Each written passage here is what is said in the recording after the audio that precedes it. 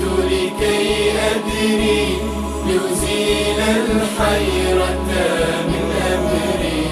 فهنا علم وهنا نور وهنا منبع كل الفكر. نهر من فقه يتجلى بعقيدة صدق في صدري. لبيك أتيتك في لهف لسؤالك يا أهل الذكر. لسؤالك يا أهل الذكر. لسؤالي جئت لكي أدري. بسم الله الرحمن الرحيم. الحمد لله رب العالمين والصلاة والسلام على أشرف الأنبياء والمرسلين سيدنا ونبينا ومولانا محمد وعلى آله و اصحابه اجمعین. با یاد و نام الله متعال برنامه امروز را آغاز می کنیم. در خدمت شما عزیزان هستیم با برنامه روزهای دوشنبه، برنامه پرسش و پاسخ که در این قسمت از برنامه در خدمت جناب مولانا عبدالقدوس دهقان هستیم. خدمت ایشان نیز عرض سلام و خسته نباشید داریم. بفرمایید جناب. الحمد لله رب العالمين والعاقبة للمتقين وصلى الله على نبينا محمد وعلى آله وصحبه أجمعين. بندم خدمت جناب عالی و همچنین شما بینندگان عزیز و ارجمند عرض ادب و سلام دارم. السلام علیکم و رحمت الله و برکاته. و در خدمت جناب عالی و بینندگان عزیز انشاءالله خواهم بود. سلامت باشین. تشکر میکنم. اولین سوال بیننده که از طریق SMS شروع بکنیم این است که بیننده پرسیدن اگر کسی با نامزدش همخوابی کنه آیا این گناه به حساب می آید یا نه؟ آیا نامزد همان زن حساب میشه؟ بفرمایید. در مورد بحث نامزدی اصطلاحات مردم متفاوت است. در این زمینه باید خود اصطلاح رو در هر منطقه‌ای باید مد نظر داشته باشیم. در برخی از مناطق نامزدی صرفاً به این اطلاق می شود که یک مردی یک پسری رفته باشه خونه یک کسی خواستگاری و اونها جواب مثبت بهش داده باشند و چون که جواب مثبت دادن میگن که فلانی نامزد دارد. و در برخی از مناطق که بدون اینکه عقدی صورت بگیره صرفا اینکه یک بله‌ای بهش گفتند و اعلام موافقت کردند. اما شرعاً ایجاب و قبولی که باید بین خود دختر و خود پسر باشه یا اینکه عقدی رو جاری بکنند، خطبه رو بخونند، چون این اتفاقی نیفتاده. در برخی از جاها بعد از این که عقد خونده میشه بعد میگن که نامزد شده.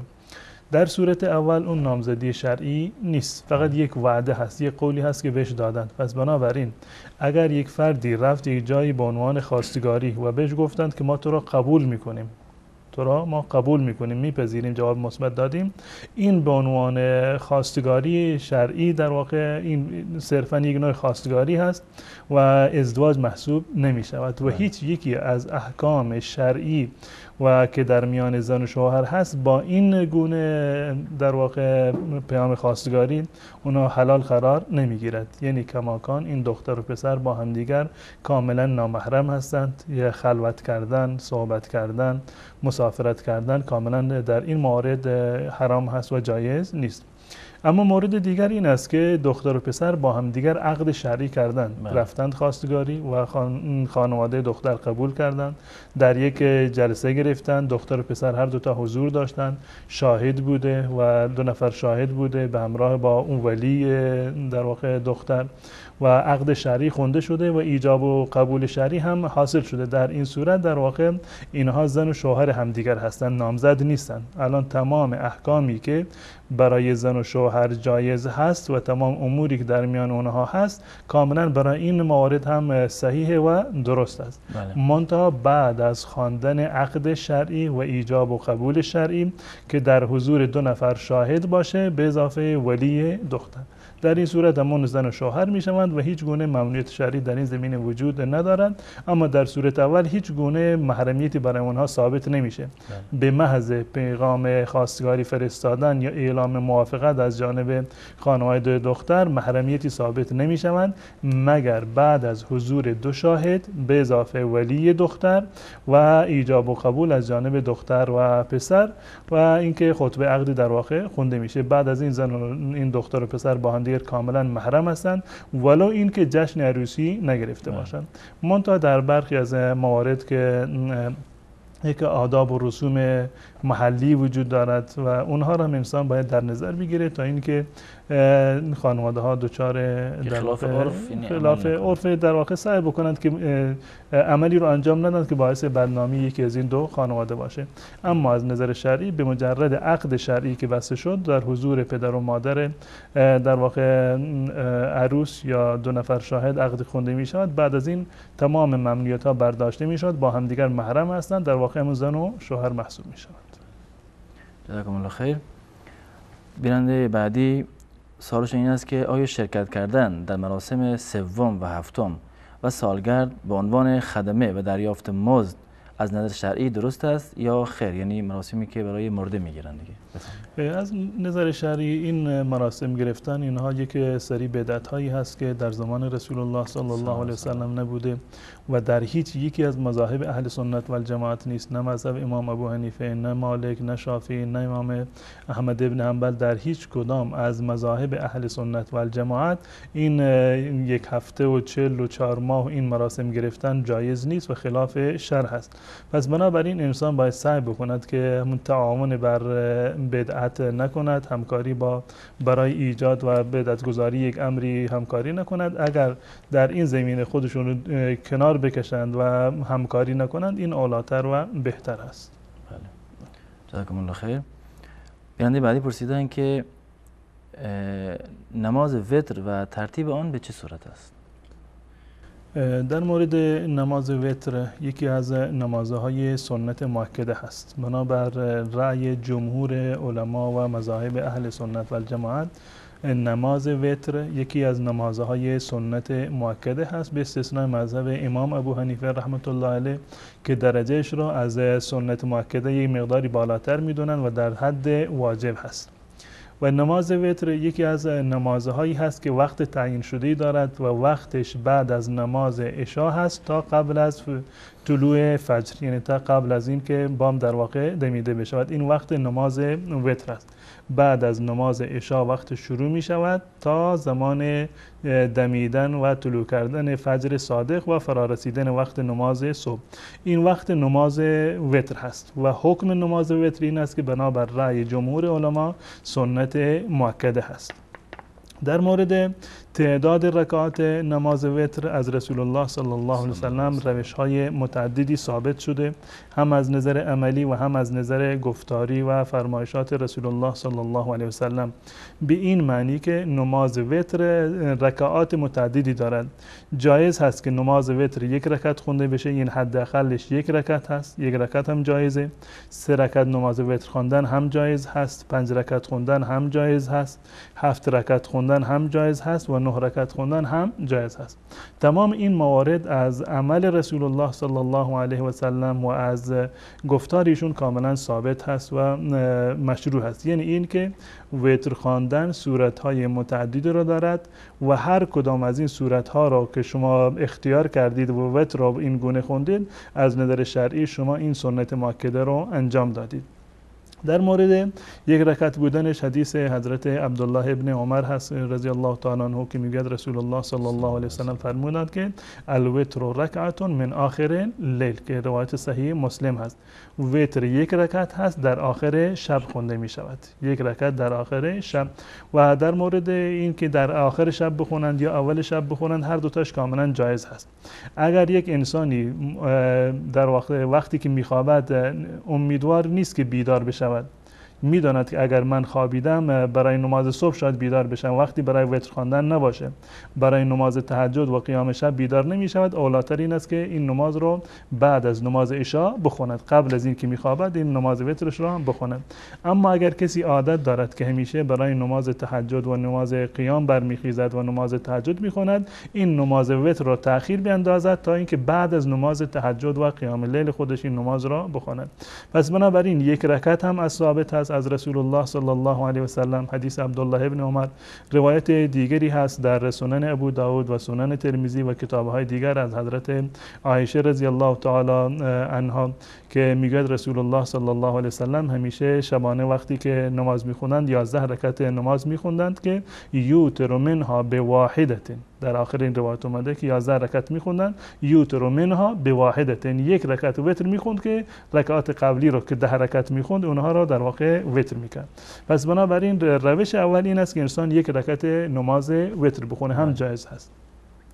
در مورد این یک رکعت، این حداقل یک رکعت هست که آیا حتما لازم هست که قبل از آن 2 رکعت به عنوان شفع خوانده بشود یا اینکه خوانده نشود؟ اولاتر و بهتر این است که 2 رکعت قبل از اون به عنوان شفع خوانده بشه، یعنی 2 رکعت قبلا بخواند، سلام میدهد و بعد از آن یک رکعت دیگر بخواند که مجموعاً میشوند 3 رکعت وتر. منتها اگر کسی نتوانست به خاطر ضیق وقت یا به خاطر عجله‌ای که داشت صرفاً فقط یک رکعت نماز رو خوند، در نماز وتر بازم جایز، هیچ گونه اشکال شرعی ندارد، به دلیل همین حدیث حضرت عبدالله ابن عمر رضی الله تعالی عنه که فرمودند که رسول گرامی اسلام صلی الله علیه و سلم فرمودند الوتر رکعت من آخر اللیل. اما اگر قبل از آن 2 رکعت بخواند این اولاتر و بهتر هست. اگر نتوانست بازم یک رکعت به تنهایی میتواند که نماز وتر ایشان قرار بگیره. خب این یک رکعت است.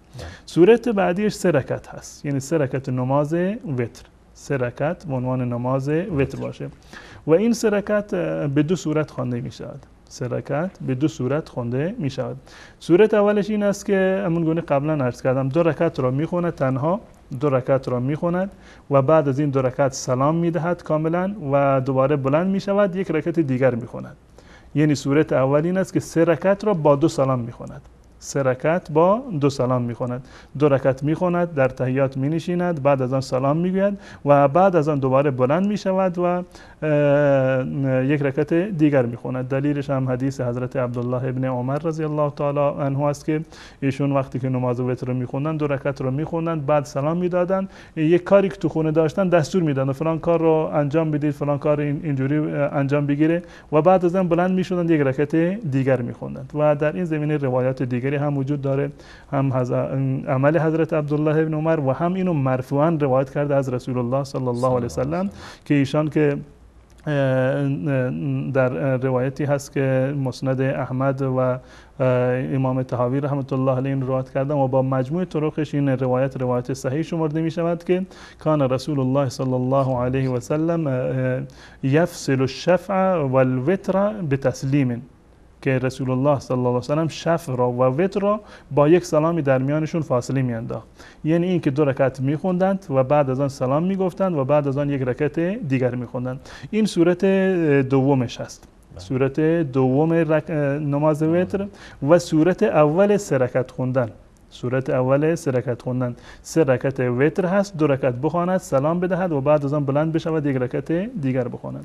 و روش دیگر 3 رکعت این است که 3 رکعت را با یک سلام بخواند، 3 رکعت را با یک سلام بخواند، با یک سلام و یک تحیات، با یک سلام و با یک تحیات. یعنی این که در وسط 2 رکعت بعد از 2 رکعت ننشیند، یک رکعت میخواند، بله در رکعت دوم قعده اولی نمی نشیند، یک مرتبه تحیات رو میخواند و یک مرتبه هم سلام نمیدهد. یعنی 3 رکعت با یک تحیات و یک سلام بخواند.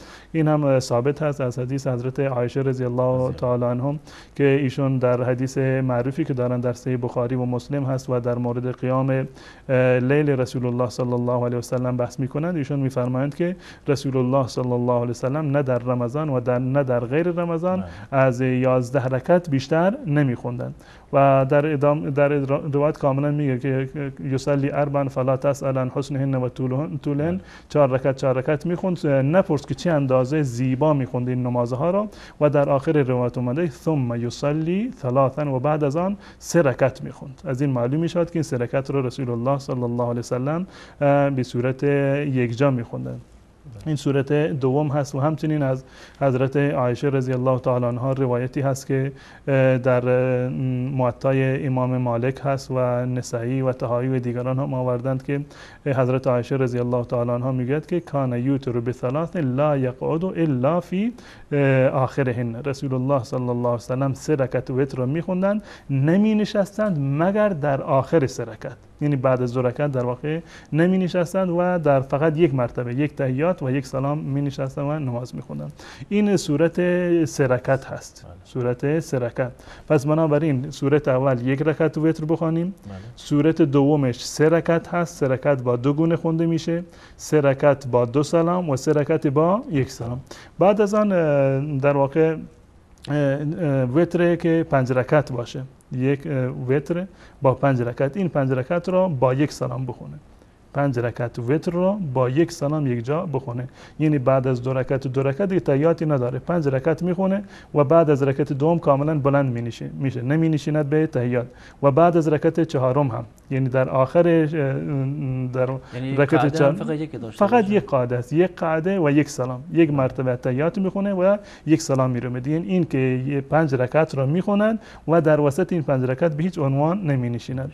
این از حدیث حضرت عایشه رضی الله تعالی عنها ثابت است در روایت صحیح مسلم که رسول الله صلی الله علیه و سلم 13 رکعت میخوندند. در این روایت اومده یوتر من ذلک بخمس لا یجلس الا فی آخرها، 5 رکعت وتر میخوندند که نمی نشستند مگر در آخرش. این روایت 5 رکعت هست و همچنین نماز 7 رکعت و 9 رکعت هم جایز هست، منتها در روایت 7 رکعت و 9 رکعت این گونه اومده که رکعت آخر را جداگانه بخوند، رکعت آخر را جداگانه بخوند. یعنی اگر 7 رکعت نماز وتر میخواند در 6 رکعت قبل از آخر بنشیند، بعد از اینکه 6 رکعت خوند بنشیند، یک قاعده التحیات را بخواند، بلند بشود، 1 رکعت دیگر اضافه بکند که به صورت تنها باشه. یعنی 6 رکعت را یک جا با 1 قاعده میخواند به اضافه 1 رکعت، یعنی بدون اینکه در رکعت 6م سلام بده بلند میشود و رکعت 7م را میخواند و در رکعت 9 رکعتی هم این کار را میکند، یعنی 8 رکعت میخواند، در التحیات مینشیند و دوباره بلند میشود و 1 رکعت دیگر اضافه میکند و در آخر اینو هم سلام میدهد. و این هم از روایت حضرت عایشه رضی الله تعالی عنها ثابت است در صحیح مسلم و سنن ابو داود و نسائی و دیگر کتب اهل سنت و الجماعت که میگوید که رسول الله صلی الله علیه و سلم 9 رکعت میخوند، نمی نشستند الا یجلس الا فی الثامنه، 9 رکعت وتر میخوند، نمی نشست مگر در رکعت 8م. و همچنین در ادامه و آخر این روایت اومده زمانی که رسول الله صلی الله علیه و سلم یه مقدار پیر شدند و گوشت بدنشون زیاد شد، 7 رکعت نماز وتر میخوندند و نمی نشستند مگر در رکعت ما قبل آخر، یعنی مثل همون 9 رکعت اینو میخوندن. اینها صورت های نماز وتر هست، یعنی به 5-6 روش نماز وتر خوندن کاملا جایز هست و هیچ گونه اشکال نداره که آدم 1 رکعت بخونه، 2 رکعت با 1 سلام بخونه، یا 2 رکعت با 2 سلام بخوند، یا 5 رکعت بخونه با 1 سلام و 1 قاعده، و 7 رکعت یا 9 رکعت بخونه با 2 تحیات و با 1 سلام. اینها تمام روش هایی هست که در مورد نماز وتر از رسول الله صلی الله علیه و سلم ثابت شده. و همون گونه که من قبلا عرض کردم بنابر رأی جمهور علما در این زمینه نماز وتر یکی از نمازهای سنت مؤکده هست، سنت مؤکده هست و مذهب امام ابو حنیفه رحمت الله علیه این است که نماز هم جز نمازهای واجب هست و مذاهب دیگر این رو سنت مؤکده حساب کردن. و مطلب دیگری که در مورد نماز وتر بحث شده در مورد قنوت هست، در مورد قنوت در نماز خواندن دعای قنوت در نماز وتر. این خواندن قنوت 2 صورت هم ثابت هست از رسول الله صلی الله علیه و سلم. در رکعت آخر صرف نظر از این که اگر 1 رکعت باشه که اول و آخرش همین هست، یا 3 رکعت باشه، 5 رکعت، 7 رکعت یا 9 رکعت باشه، در رکعت آخر قنوت رو باید بخونه. و این قنوت هم 2 صورت داره، یکی این که قبل از رکوع بخونند یا بعد از رکوع، هر دوتا ثابت هست. هر دوتا ثابت هست از عمل رسول الله صلی الله علیه و سلم. قبل از این که میخواد برود به رکوع دست‌ها رو بلند بکند و دعای قنوت رو بخواند، یا این که به رکوع برود و بعد از رکوع که بلند شد دوباره قبل از این که به سجده برود این دعای قنوت را بخواند. اما دلایل قبل از رکوع قوی تر هست. دلایل دعای قنوت قبل از رکوع قوی تر هست و اولاتر هست و این دعایی که برای رسول الله صلی الله علیه و سلم که دعای قنوت میخونن بعد از رکوع، این بیشتر در مورد قنوت نازله بوده، در قنوت نازله بوده. اما در قنوت همیشگی رسول الله صلی الله علیه و سلم قبل از رکوع در واقع این قنوت را میخوندن. و دعای قنوت هر دعایی رو که احناف یک دعای خاصی رو دارند و شوافی بیشتر دعای دیگری رو میخونن، هر دعایی که باشه اشکال نداره. که الله که حدیث حضرت حسن ابن علی رضی الله تعالی عنه است که میگوید که رسول الله صلی الله علیه و سلم به من این دعا را آموزش دادند که این دعا را من در نماز وترم بخونم. دعا این است که اللهم اهدنی فی من هدیت و عافنی فی من عافیت و تولنی فی من تولیت و بارک لی فی ما اعطیت و قینی شر ما قضیت فانک تقضی ولا یقضى علیک و انه لا یذل من والیت تبارک ربنا و تعالی. یا برخی اضافه هم میکنند این دعا را یکمتر میکنند. به هر صورت هم این دعا جایز هست و هم دعاهای دیگر قبل از رکوع هم جایز هست و بعد از رکوع هم کاملا جایز هست که این دعا را بخونند. بله. جزاکم الله خیر بابت این توضیح مفصلی که دادین و ان شاء الله خداوند به ما این توفیق را بده و عمری داشته باشیم تا به ماه رمضان برسیم که ماه عبادت و طاعت است و به خصوص ماه خواندن نماز تراویح و وتر. بیننده بعدی در مورد دعای بعد از تحیات پرسیدن، گفتن که در رکعت آخر نماز بعد از تحیات چه دعایی خوانده می شود؟ هر دعایی که بخونن به صورت کلی در نماز و خصوصا قبل از سلام جایز هست، هیچ اشکال نداره. اهم از این که این دعا دعای مأثوره باشه، یعنی این که الفاظش از جانب رسول الله صلی الله علیه و سلم نقل شده باشه، یا این که دعایی به زبان عربی باشه، هیچ گونه اشکال شرعی نداره. چه ثابت شده باشه که رسول الله صلی الله علیه و سلم این دعا را خونده باشن در نماز، یا اینکه نخونده باشن، زیرا که رسول الله صلی الله علیه و سلم ما را تشویق کردن برای دعا کردن در هنگام نماز، هم در حالت سجده و هم در حالت التحیات و قبل السلام. و دعاهایی که در این زمینه از رسول الله صلی الله علیه و سلم ثابت شده دعاهای متعددی هست، من جمله این که ایشان فرمودند که این گونه دعا بکنید که و تعوذ بکنید و پناه بجویید از الله متعال از عذاب جهنم و عذاب قبر، که اللهم انی اعوذ بک من عذاب جهنم و من عذاب القبر و من فتنه المحیا والممات و من شر فتنه المسیح الدجال. یا دعاهای دیگری که در این زمینه وجود داره که اللهم انی اعوذ بک من المأثم والمغرم یا ربنا آتنا فی الدنیا حسنه و فی الاخره حسنه. و هر دعای دیگری رو که میتونن اشکال نداره که بخونن. منتها دعاهایی که مسنون هست و از رسول الله صلی الله علیه و سلم نقل شده اولاتر و بهتر است که این دعاها رو بخونن. جزاکم الله خیر. بیننده بعدی در مورد باز یکی از روش‌های نکاح، یعنی که به چه صورت هست سوال کردن، که گفتن اگر دختر و پسری همدیگر رو دوست دارن و پسر به دختری میگه با من ازدواج میکنی، زنم میشی، دختر میگه بله، و برعکس دختر از پسر هم میپرسه شوهرم میشی، پسر میگه آره، آیا از لحاظ شرعی نکاح اینها بسته میشه بدون هیچ شاهد و بدون نکاح شرعی 4 تا شرط اساسی داره. اگر این شرایط فراهم باشه این نکاح شرعی در واقع شمرده می شود و احکام نکاح و اون در واقع محرمیتی که هست ثابت می شود. در غیر این صورت این نکاح غیر معتبری هست. شرط اولش این است که زوجین باید مشخص باشند. بله. زوجین باید مشخص باشند. هم دختر و پسری که با همدیگر قرار است ازدواج بکنند دقیقاً مشخص باشند. این گونه نباشد که مثلا یکی میراد به خواستگاری در یک جایی که طرف مثلا چند تا دختر داره اینجوری خواستگاری میکنه، یکی از دختراتو به من بده یا به پسر، بدون اینکه مشخص باشه. مثلا بگید که من نکاح یکی از دختران رو با این پسر بستم. خب این نکاح معتبری نیست. حتما باید مشخص باشه که پسر فلانی هست فرزند فلانی و دختر هم فلانی فرزند فلانی هست. این شرط اول هست، یعنی تعیین زوجین که حتما هر دوتا باید مشخص باشن.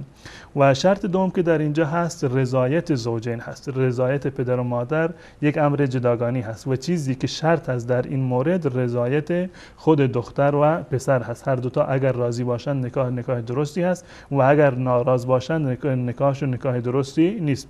به دلیل اینکه رسول الله صلی صلی الله علیه وسلم فرمودن لا تنکح الایم حتی تستأمر ولا تنکح البکر حتی تستأذن.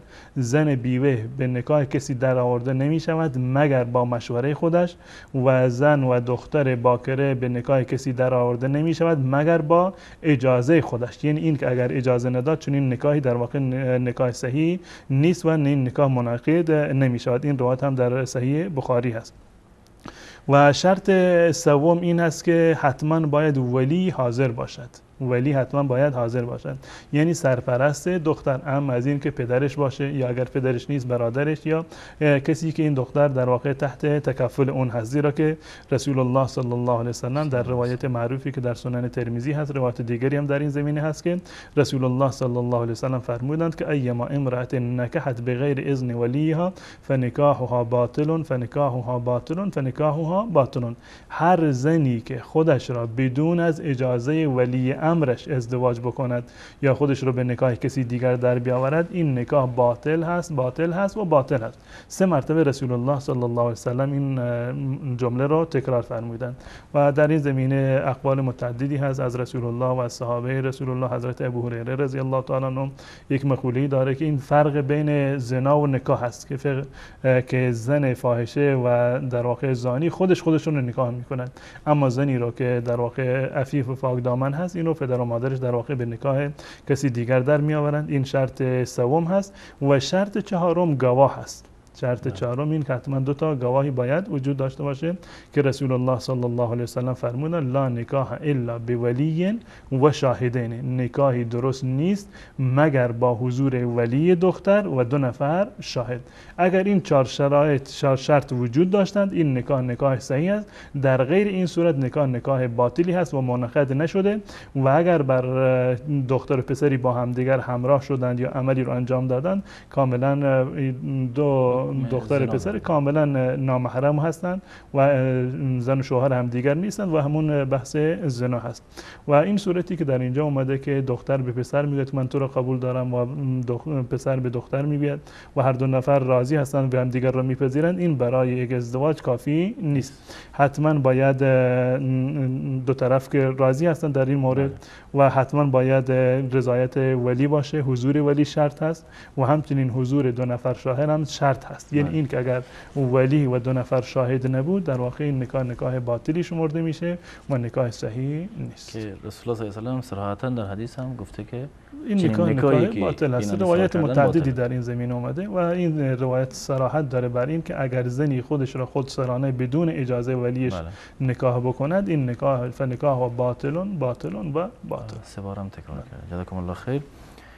بیانده بعدی گفتن که اگر زن فاحشه‌ای که از اقوام نزدیک باشد و متأهل باشد، فیلم عمل گناه هم با نامحرم از او موجود باشد، مجازات این زن چیست و آیا اقوام می توانند مجازاتش بکنند؟ از نظر شرعی فیلم به قولشون که خیانت باشه یا عمل زنا باشه، فیلم در هیچ مواردی جز مستندات شرعی شمرده نمی شود. یعنی به عنوان یک شاهد قبول کرده نمی شود و دلیلی برای اثبات جرم نیست. زیرا که امروزه کاملا مشخص شده که میتونند این فیلم یک فیلم ساختگی باشه، مونتاژ کرده باشند و اما در واقعیت چنین عملی اتفاق نیفتاده باشه. پس بنابراین از نظر شرعی برای اثبات جرم یک فیلم یا یک تصویر و عکس به هیچ عنوان مدرک و بینه نمیتواند قرار بگیرد. این یک مطلب. مطلب دوم، حتی در مواردی که ثابت شده باشد، حتی در مواردی که ثابت شده باشد که فلان دختر و فلان پسر رفتن با همدیگر زنا کردن، از نظر شرعی خود این اثباتش یک کار خیلی مشکلی هست. اثبات زنا یک کار مشکلی هست که تا به امروزه در واقع شرایط دقیقی رو که شریعت تعیین کرده برای اثبات جرم زنا این عملا ثابت نشده.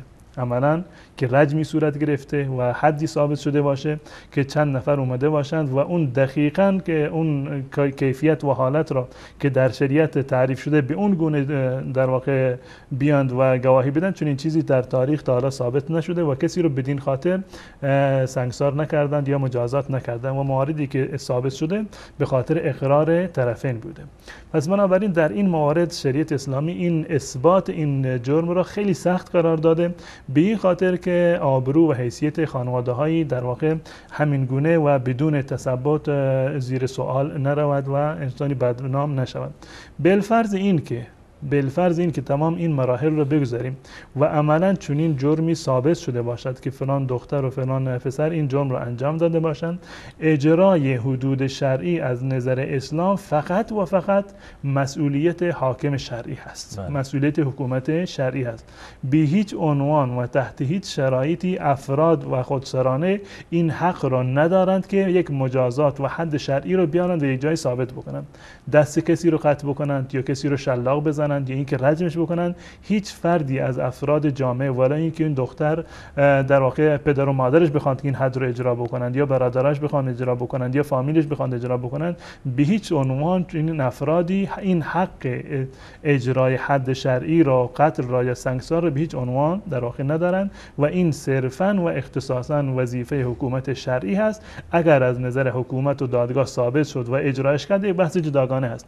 اگر حکومت اسلامی نبود یا حکومت اسلامی اینو صلاح ندید که انجامش بده یا این حکم برایش ثابت نشده بود، این افراد به هیچ عنوان گناهکار نیستند و نباید خودسرانه چنین عملی رو انجام بدن. و اگر آمدند و خودسرانه چنین حکمی رو انجام دادند و فردی رو قصاص کردند به قول خودشون یا اینکه این فرد رو در واقع مجازات رو یا حد شرعی رو بر اون اجرا کردند، این دختر رو کشتند، از نظر شرعی با اونها به عنوان یک قاتل برخورد می شود و دادگاه اسلامی می تواند اونها رو به جرم قتل در واقع قصاص بکنه.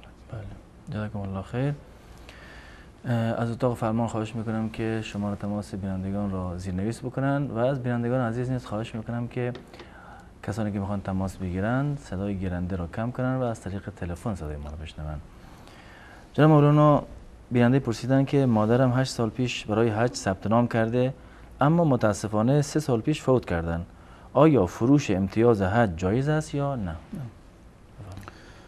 از نظر شرعی وقتی که برای ایشون حج واجب شده بود، خب میخواستند به حج بروند که تقدیر الله متعال بر این بوده که عملا نتونستند که به حج بروند. از نظر شرعی فروختن این امتیاز برای ورثه جایز هست. اساساً فروختن این امتیاز برای ورثه جایز است، اما از فروختنش بهتر و اولاتر این است که همون گونه که این پدر و مادر خودشون ثبت نام کرده بودند به امید اینکه به حج بروند و خصوصا اگر حج فرضی رو انجام نداده بودند، ورثه این پول را، این امتیاز را به یک کسی دیگر بدهند که به جای پدر و مادرشون برود حج بکند تا اینکه ثواب این حج در واقع به پدر و مادر برسد. فروختنش جایز هست، اما اولاتر و بهترین است که اینو به یک کسی دیگر ببخشند، کسی که قبلا به حج رفته باشه که به نیابت از این مرده شما و این کسی که در گذشته برود و نیابتا حج بکند. و وقتی که کسی به نیابت از یک مرده برود حج بکند، حجش صحیح است و حج از همون مرده در واقع حساب می شود و این واجب شرعی از عهده اون مرده در واقع ساقط می شود. اصلا واجب شرعی ساقط می شود و ثوابش هم به اون می رسد. جزاکم الله خیر. بیننده بعدی پرسیدن آیا بازی پاسور حرام است یا حلال؟ این جزء مواردی هست که موارد لایعنی هست و بیفایده هست و انسان مسلمان به هیچ عنوان نباید وقت خودش را و زندگی خودش را صرف این اعمال بکند. رسول الله صلی الله علیه وسلم می‌فرمایند ان من حسن اسلام المرء ترکه ما لا یعنی. نشانه مسلمان خوب بودن این است که انسان مسلمان کارهای لایعنی و بیهوده را که نه نفع دنیوی دارند و نه نفع اخروی دارند اینها را کاملا رها بکند. حداقل این حکمش این است که تضییع وقت هست و این تضییع وقت از نظر شرعی در واقع جایز نیست. و اگر موارد دیگری همراه باشد که قمار باشد و شرط بندی باشد که یک حکم کاملا جداگانه ای رو دارد که 100% و اتفاق تمام علما حرام هست. بله، جزاکم الله خیر. تماس‌های بینندگان رو میگیریم. اولین بیننده، سلام علیکم، لطفاً خودتون رو معرفی کنید و سوال شرعیتون رو بفرمایید.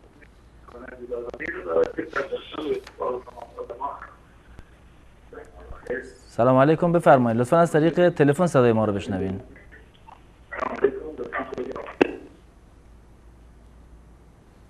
من از بینندگان عزیز خواهش میکنم که از طریق تلفن صدای ما رو بشنون. سلام علیکم، بفرمایید. علیکم السلام و رحمت الله.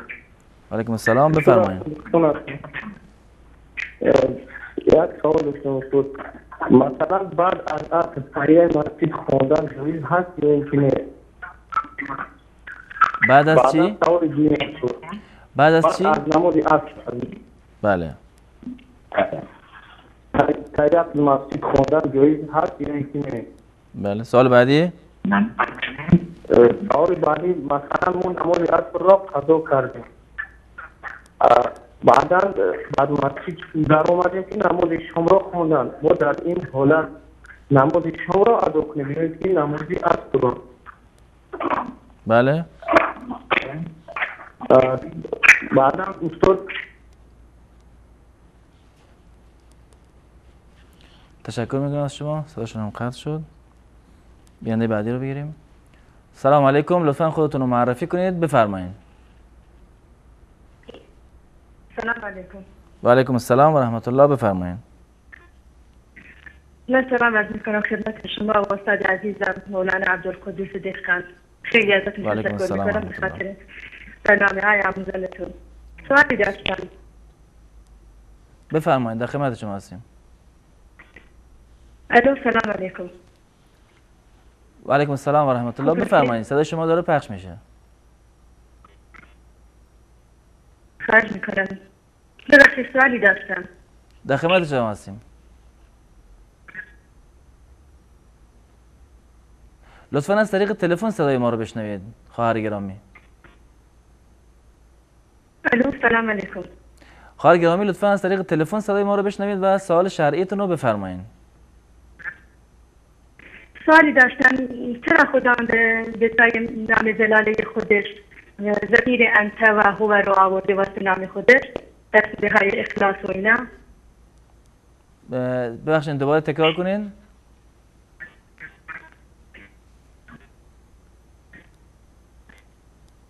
حالا صداتون واضح نیست بیننده گرامی.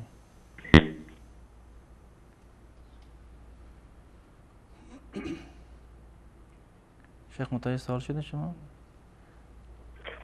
الو بیننده بعدی. سلام علیکم، بفرمایید. سلامت باشین، بفرمایید. ببخشید آقا یه سری داری حروف ابجد نوشته باش پوشیدنش ایراد شرعی داره یا نداره؟ ببخشید صداتون واضح نیست. اگر لطف کنید دوباره سوال مطرح کنید. انگشتری داری روش حروف ابجد نوشته شده. انگشتری که حروف ابجد بله نوشته شده روش پوشیدنش دیدی یا سایزی بله. سوال دیگه هم دارین؟ ممنونم ایضا. سلامت باشین. تشکر میکنم از شما. من از بینندگان عزیز خواهش میکنم که از طریق تلفن صدای ما رو بشنون. بیننده بعدی رو بگیریم. سلام علیکم، بفرمایید.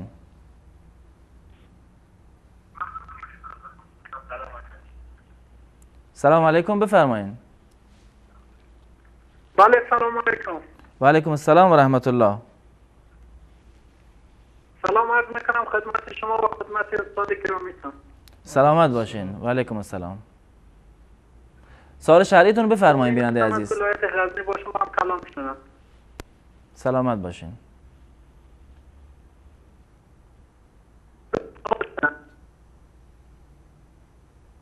لطفا سوال شرعیتون رو بفرمایید.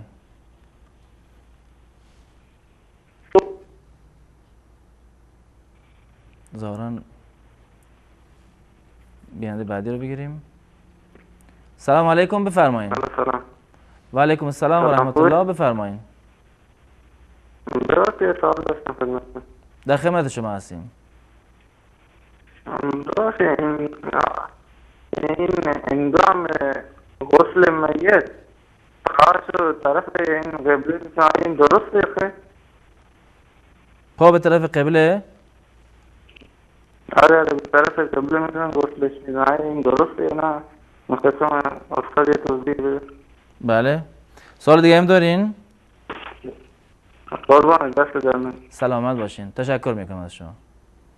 بیننده بعدی رو بگیریم. سلام علیکم، لطفا خودتون رو معرفی کنید و سوال شرعیتون رو بفرمایید. سلام علیکم. و علیکم السلام و رحمت الله.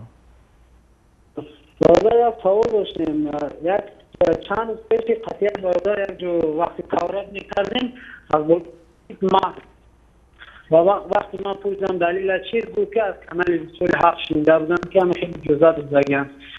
اولی سوال هم این بود که مقصد همین جزات شما دادگی هستین. دویم سوال تو اگر باشد از کدام مذهب بخشین صداتون واضح نیست، اگر لطف کنید دوباره سوال مطرح کنید. یک کمی صدای تلفن خرابه متاسفانه. الو الو لطفا دوباره سوالتون رو بفرمایید. میگم که وقتی الو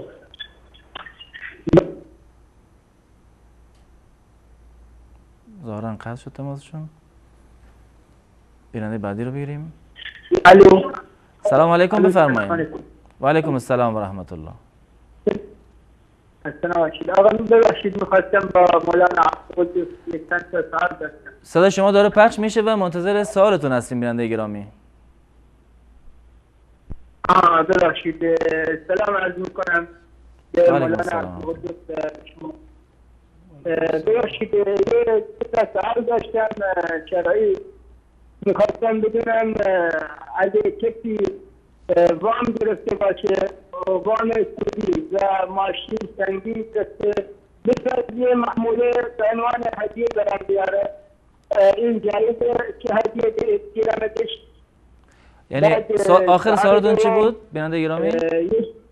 یه شخصی هم محموله الان دقیقا نمیدونم که از مردم شنیدم ای آقا پول سود میده یعنی الان نمیدونم فکرم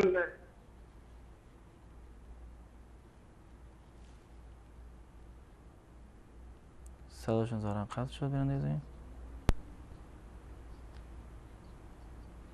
ظاهرا که خط خرابه، تا خط خوب بشه به سوالای SMS برگردیم و دوباره میرسیم.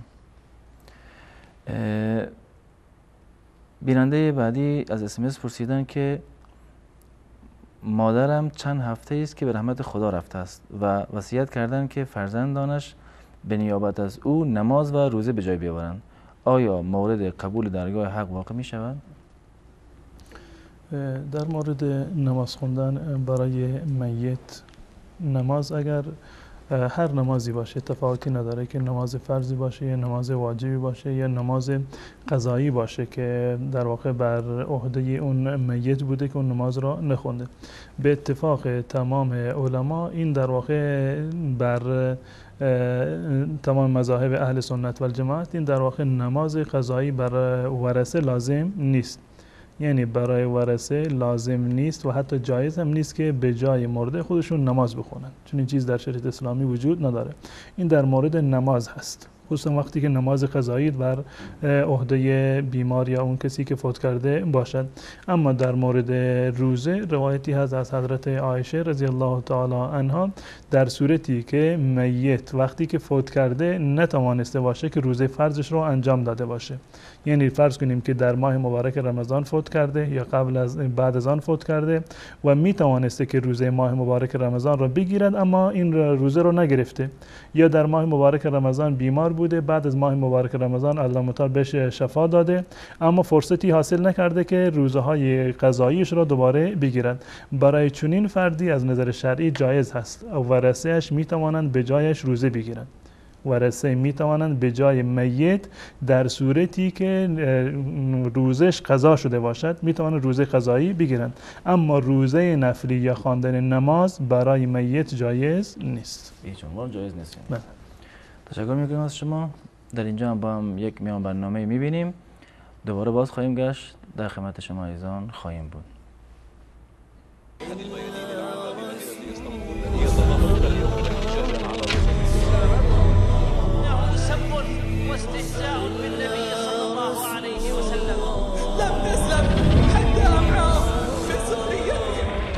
هل تعرفون من هو النبي محمد صلى الله عليه وسلم؟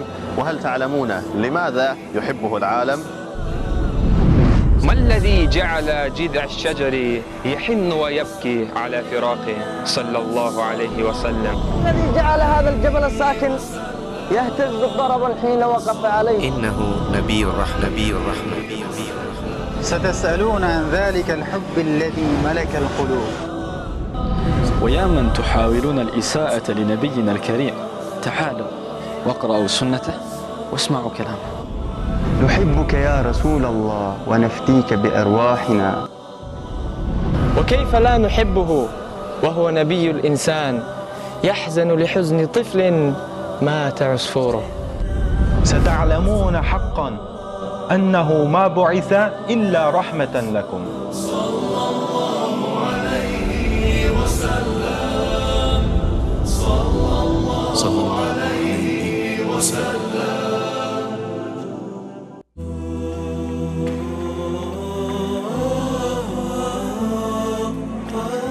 Hey guys, what's up? You're late يا رجل. عادي مان.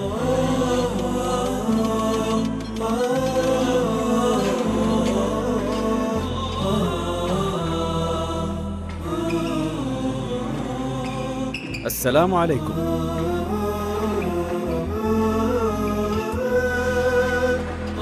وعليكم السلام.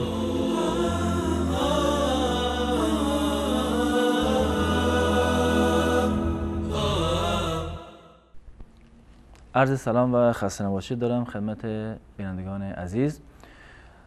متاسفانه قبل از میان برنامه که تماس‌های تلفنی مشکل داشت، انشالله دوباره تماس‌ها رو میگیریم، تماس تلفنی، و انشالله که این بار صدا خوب باشه.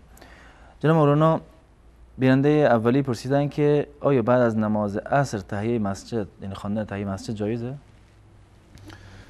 به صورت کلی ما اوقات ممنوعی داریم که نماز خوندن در این اوقات جایز نیست. مجموعاً 5 وقت هستن که 3 وقتشون هنگام طلوع آفتاب هست، دقیقاً وقتی که آفتاب طلوع می کند، و هنگامی که آفتاب در وسط آسمان هست، این وقت استوا، و مورد سوم دقیقاً هنگام غروب آفتاب. این 3 مورد هستند که به صورت کلی رسول الله صلی الله علیه و سلم نهی کردند از این که مسلمانان در این اوقات نماز بخونند یا این که مردگان را در این اوقات دفن بکنند. بله. و همچنین بعد از نماز فجر تا قبل از طلوع آفتاب و بعد از نماز عصر تا غروب آفتاب. مجموعاً این 5 وقت هست که خوندن نماز در این اوقات در واقع جایز نیست. و همچنین برخی از علما اضافه کردن بعد از فجر، بعد از دمیدن فجر و قبل از خواندن نماز صبح و نماز فجر، به استثنای 2 رکعت قبلی نماز فجر. مجموعاً این اوقاتی است که نماز خوندن در اینها در واقع جایز نیست. 3 مورد اولی رو که ذکر کردن در واقع حرمتش و عدم جوازش این مقدار غلیظ‌تر هست و نباید در اون زمان نمازی رو بخونین. منتها و این بحثی که در مورد جایز نبودن نماز هست، در مورد نمازهایی هست که بدون سبب هست. نمازهایی که بدون سبب هست نمیتوانند که بخونند، مانند این که یک نماز نفل مطلقی باشه، یعنی دلش میخواد که مثلا نماز بخونه. خب بعد از نماز عصر کسی مثلا در مسجد نشسته، در خونه نشسته، میخواد بعد از نماز عصر نماز بخواند، یا بعد از اینکه نماز فجر رو خونده میخواد که نماز بخواند، چون این نماز خواندن جایز نیست. اما نمازهایی که سبب دارند، یعنی به خاطر یک عملی میخواد نمازی رو بخونه، مانند این که تحیة الوضو باشه، مثلا وضو گرفته الان میخواد 2 رکعت نماز تحیة الوضو بخواند، یا وارد مسجد شده میخواد که 2 رکعت نماز تحیة المسجد بخونه. عموم فقها در این زمینه جایز قرار میدن. اگر کسی وارد مسجد بشود، ولو این که بعد از نماز عصر باشه، ولو این که بعد از نماز فجر باشه، قبل از طلوع آفتاب باشه، جایز هست که نماز تحیة المسجد را و تحیة الوضو را بخونند. منتها این بیننده عزیز من ظاهرا از تاجیکستان بودن، در مذهب امام ابو حنیفه رحمت الله علیه به هیچ عنوان خواندن نماز جایز نیست، چه نماز نفل مطلق باشد یا اینکه نماز ذات سبب باشه، نمازی باشه مانند تحیة المسجد یا تحیة الوضو. اما در بقیه مذاهب این اشکالی نداره و جایز است. از عمل حضرت بلال رضی الله تعالی عنه، زمانی که رسول الله صلی الله علیه و سلم از ایشان پرسیدند که چه عملی رو انجام دادید که من صدای پای تو رو در بهشت شنیدم، حضرت بلال رضی الله تعالی عنه فرمود که من در هر وقتی لحظه از شبانه روز که وضو میگرفتم، بعد از آن میرفتم 2 رکعت نماز به عنوان تحیة الوضو میخوندم. از این روایت ثابت میشود که اگر نمازی ذات سبب باشه، خوندنش در اوقات ممنوعه باز هم جایز است. اما در مذهب امام ابو حنیفه رحمت الله علیه به هیچ عنوان در این اوقات خواندن نماز جایز نیست، نه نماز نفل مطلق باشه یا نماز در واقع که از ذوات اسباب باشه. بله، جزاکم الله خیر. به تماس‌های بینندگان دوباره باز میگردیم. سلام علیکم. لطفاً صدای تلویزیون رو کم کنید و از طریق تلفن صدای ما رو بشنوید. بفرمایید. سلام علیکم. سلام به تمام کارمندان تلویزیون شبکه تلویزیون حق و علیکم السلام. برای سوال شما که من خودم یک خانم هستم، مزدوج شده هستم. اولا بسیار بحث کلان کنم بسته میخوام بسیار خیزانم قد میشیم کم شد تجمیه که بسیار نازده کنم یا چی مخصوص تن از پشت چشم من یا بالای پیشونی کم میگیره. بله. همین چی گناهی نداره چیزی نداره میذاره بگه و دیگر گرفتن موی دست یا حسای با کدام وسایل گرفتن گناه داره یا گناه نداره. این به من بزنید. تشکرت. بله تشکر. سوال دیگه هم دارین؟ و یکی بفوزین بسیار شک میکنم، بفوزین دستم تارت میکنم. به چه صورت؟ دستم شک میکنم سرش میفهمم که وضو دارم. در وضو؟ اگر شک بر میشه. بله همیشه 5 وقت تارت تازه میکنم نگم بازم شک بر میشه. بله. سوال اولشون بود؟ سوال اولتون دوباره اگه لطف کنید بفرمایین، به صورت خلاصه البته. نگفتم ابروهایم بسیار تهنه کلون است. بله. یا پشت چشمان بسیار تا پشت چشمان میرسه بالاتر آمد تا پیشونی خودم بزرگ هستم از شهر میرسه با اصطلاح خودم یک خانم خانتون بود. بله سوال واضح است. تشکر میکنم از شما. من کم میگیریم تشکر. گناهی داره نداره؟ بله تشکر میکنم از شما. تشکر میکنم.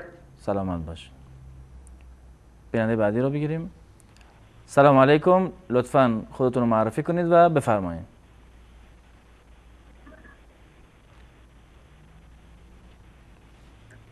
سلام علیکم بفرمایید. السلام علیکم و رحمت الله و برکاته. و علیکم السلام و رحمت الله و برکاته. من حسین هستم از روسیه. آقا حسین عزیز از روسیه. خدمت جناب مولانا. سلامت باشین. سوالی مشونین است. آیا ما در روسیه تجارت میکنیم از بانک ها پول میگیریم با فایز قطع آیا جایز است یا نه؟ بله. چون که بعضی علمای حنفی میگن که جایز است بین کفار و مسلمان ربا حساب نمیشه. بله. خب اگر جایز است دلیلای شرعیش، اگر جایز هم نیست بازم دلیلای شرعیش. بله. خب سوال دوم بفرمایید. در مورد نماز ویتر، ما نماز ویتر حنفی ها میخونیم 2 رکعت میخونیم، اتحیات میخونیم، بعدا رکعت سوم هم میخونیم، دعای قنوت میخونیم، بعد رکوع سجود میدیم.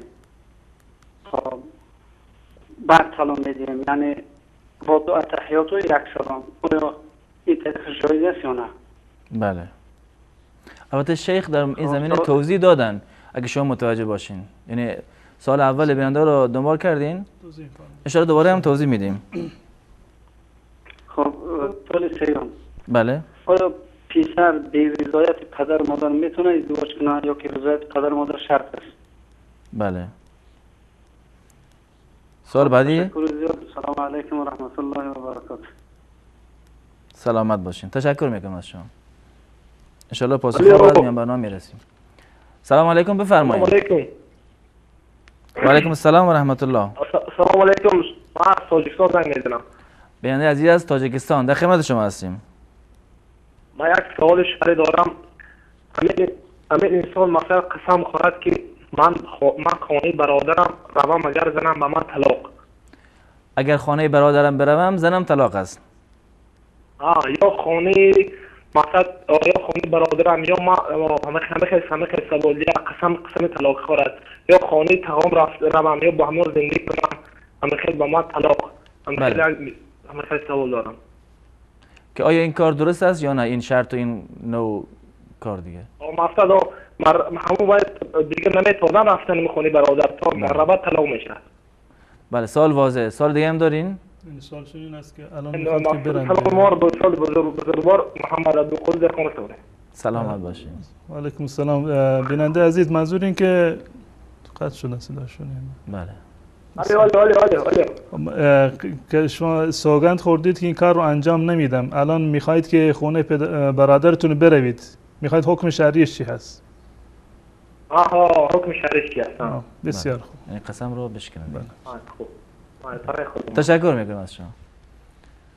بیننده بعدی رو میگیریم. سلام علیکم، لطفا خودتون رو معرفی کنید و بفرمایید. سلام علیکم، خسته نباشید. سلامت باشین، بفرمایید. ببخشید، جلال از ایران. عبدالله از ایران. کردم از مولانا یه سوال دیگه دارم. بعد یه شخص قبل از پول احتمالا الان شرایش قبل از پول ببخشید برادر گرامی، صداتون واضح نیست، اگه لطف کنید شمرده تر صحبت بکنید چون یک کمی خط خرابه، یعنی صدا رو خوب ما متوجه نمیشیم. لطفاً واضح، یعنی شمرده تر تا سوالتون به ما برسه. بفرمایید. الان جابجا شدم، ببخشید. خواهش میکنم. الان وایسای جناب. بله الان صداتون پخش میشه، فقط شمرده صحبت کنید. بعد یه شخصی قبل از شما.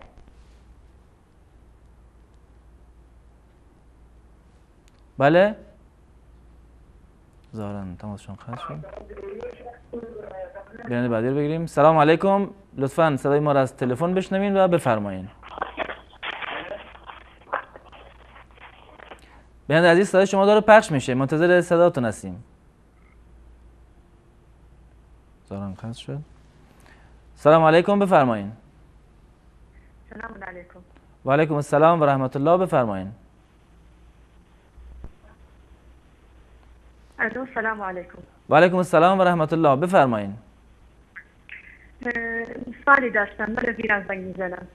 در خدمت شما هستیم. از ایران زنگ میزنم. سوالتون را بفرمایید. میگم چرا خداوند به جای نام جلالی خودش در قرآن از ضمیر هو و انت استفاده کرده؟ چرا خداوند به جای نام خودش از ضمیر هو و انت مثلا به خودش خطاب میکند؟ بله. میشه با مولانا عبدالقدوس دو کلام حرف بزنه؟ ببخشید. الان بالاخره بینندگان زیاد پشت خط هستن، اگر در همین زمینه است بفرمایید. نه فقط دو کلام میخواستم با خودشون حرف بزنم. بفرمایید. بگوشم. خیلی بفرمایید خواهر گرامی. سلام مولانا عبدالقدوس. و علیکم السلام و رحمت الله و برکاته. دستتون رو میبوسم، خیلی ازتون تشکر میکنم واسه برنامه‌های خوبتون. سلامت باشید، خدا عزت دارین و نصیب واقعا ما هم خدا ازتون راضی باشه. همچنین از شما. دستتون در نکنه. سلامت باشید. ممنونم. خدا حافظ. سلامت، تشکر میکنم از شما. بیننده بعدی رو بگیریم. لطفاً از طریق تلفن صدای ما رو بشنوین و بفرمایید. السلام علیکم و رحمت الله و برکاته. و علیکم السلام و رحمت الله و برکاته. بفرمایید. تاجیکستان بنده عبدالله هستم. عبدالله از تاجیکستان، در خدمت شما هستم. دوستی سوال داشتم. بفرمایید. یکی این است که اگر کسی زنش اگر طلاق بدهد، بعد از اون همین طلاقش رو در نزد دیگرها تعریف بکنه، چنانه بگوید که من زنم رو طلاق دادم. آیا این تعریف کردنش در طلاقش می افزاید یا اینکه هیچ دخالتی ندارد؟ این سوالی اولی من. سوال دوم در مسئله صلح، یعنی که امامه بستن، یعنی که در شریعت دین مبین اسلام مخصوصا که ما که در تاجیکستان زندگی میکنیم طبق مذهب امام اعظم، آیا امامه بستن خود سنت است یا اینکه دیگر؟ و سوم مسئله یعنی که گذاشتن ریش است، یعنی که این هم چه مقدار وجوبیت یا سنتیت دارد؟ اگر برای ما معرفی بکرد بسیار خوب. و آخرین سوال همین است که ما در مرتضای شامله تفسیر داریم به نام دارالمنصور، آیا این طبق مذهب ما جاگو هست یا اینکه نه؟ خداوند نگهبانتون باشه. سلامت باشین. تشکر میکنیم و بابت اینکه سوالاتون مختصر و آماده بود. بیننده بعدی رو بگیریم. سلام علیکم، بفرمایید. مسعود هستم از دنمارک صحبت میکنم. استاد محترم سلام علیکم. و علیکم السلام و رحمت الله. در خدمت شما هستم. استاد یک دو سوال دارم که این سوالا رو در این وقتا در روی صفحه فیسبوک مطرح میکنن که یکی نوشته میکنن که کسایی که قرآن میخوانن و ترجمه نمیدونن وقت خود ضایع میکنن به خاطر که میخوان مردم از قرآن دور کنن. میخواستم زمین از استاد پرسان کنم که می سخنشان درست است یا نه و دلیل خودم از آیات قرآن آوردن که کسایی که قرآن میخوانن و فارسی مثلا خصوصا فارسی زبان ها ترجمهش نمیفهمن یا نمیخوانن وقت خود ضایع میکنن در خواندن قرآن. یکی بله. و سوال دومی است که مطرح کردن که وقتی که پیغمبر خدا غیب نمیدانسته چطور احادیث در صحیح بخاری آمده که از غیب سخن گفته و از آینده سخن گفته. امید دو سوالش به حساب مطرح کردن میخوان که شعبه پرسنده بین میخواستم از استاد محترم راجع به این دو سوال معلومات بخوایم. یعنی در صحیح بخاری اومده که پیامبر از غیب میدونسته؟ نه خیر وقتی که در قرآن آمده که بجز خداوند که از دیگه غیب نمیدونه. بله. اونا سوال نشته کردن که در صحیح بخاری و صحیح مسلم در این دو کتاب معتبر اهل سنت در این دو کتاب چطور هزاران حدیث است که پیامبر خدا از غیب سخن گفته. بله. سوال واضح. تشکر میکنم. بله خدا شما یک جان تشکر. سلامت باشین. تشکر میکنم. بیننده بعدی رو بگیریم. سلام علیکم. بله سلام علیکم. بفرمایید. و علیکم السلام و رحمت الله. جناب محترم سلام برای شما و از طریق شما به جناب محترم مولوی صاحب سلام و احترامات بسیار و علیکم السلام و رحمت الله. چند سوال مختصری داشتم از جناب مولوی صاحب. من نوررحمان از اوکراین گپ میزنم. او نوررحمان از اوکراین. بله جان. اگر یک نفر خانم خود را طلاق ندهد و خانم را رها کند، خانم با شخص دیگر ازدواج کردن میتواند یا نه؟ سوال دومم درباره قربانی است. در اوکراین شاید شما هم معلومات داشته باشین گاوی که عمرش در حدود 1 سال میرسه گوشتش به اندازه خراب میشه که هیچ از خوراک انسان نمی باشد به خاطر از اینکه بسیار کلان می باشد و گوساله 6 ماهه به اندازه گوساله وطن ما و شما تقریبا از 2 ساله که وزنش اضافه تر میشه. آیا ما به این گوساله های 6 ماهه و 8 ماهه تا 1 ساله قربانی کردن میتونیم یا نه؟ و سوال سومم سوال چون نبود پدر بزرگوارم تقریبا مدت 2.5 سال میشه که وفات شده.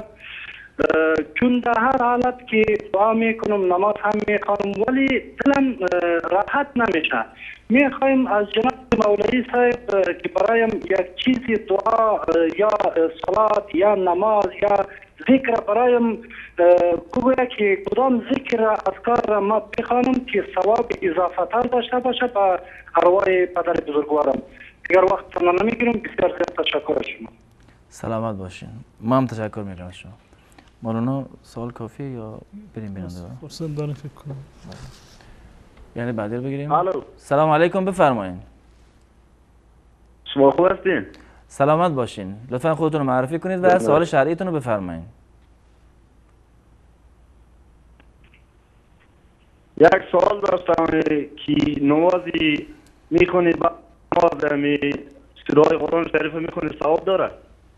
نماز میخونیم؟ نماز که میخونید بعد از نماز شم خفتن همین سوره رو میخونید الحمدلله شریف قل اعوذ اینا قرآن شریف دیگه آیات یاد نداره. بله. در داخل نماز که بعد از نماز دیگه نه؟ بعد از نماز شم عصر خفتن. بله بله. سوال واضح. سوال دیگه هم دارین؟ سوال دیگه اینه که چشم مثلا کسی چشم میبرد آدمه چرا؟ فلان کاسبی خوبی داره فلانی کار خوبی داره مثلا چشم چی رقمه؟ بخشین سوال دوباره مطرح کنید. سوال دومیتون واضح نبود. بفرمایید دوباره.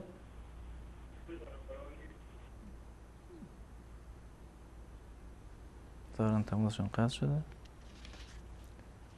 بیننده بعدی رو بگیریم. سلام علیکم، بفرمایید. سلام علیکم، بفرمایید. الو، بفرمایید. سلام علیکم. و علیکم السلام و رحمت الله. بفرمایید، در خدمت شما هستیم.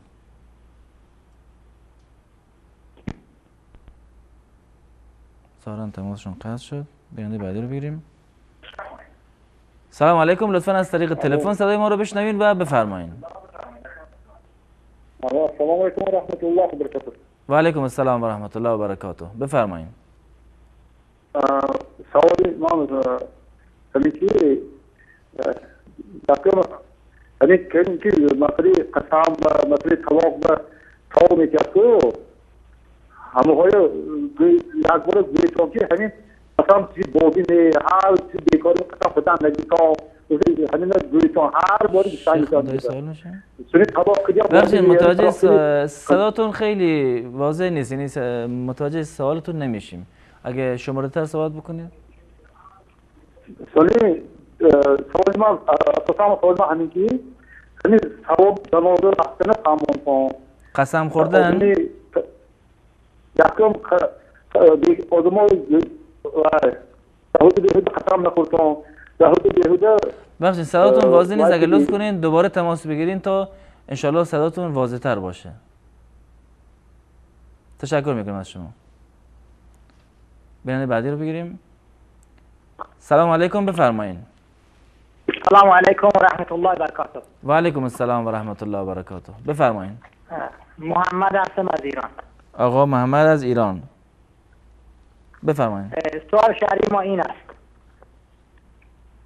که به محض امام از سلام میدهد فورا دفتر را بلند میکند اللهم انت سلام و منک السلام تبارک یا ذا الجلال والاکرام میخواند. مقتدیان پشت سرش هم اونا هم دفتر بلند میکنند. این چجور است؟ این سنت است یا نه؟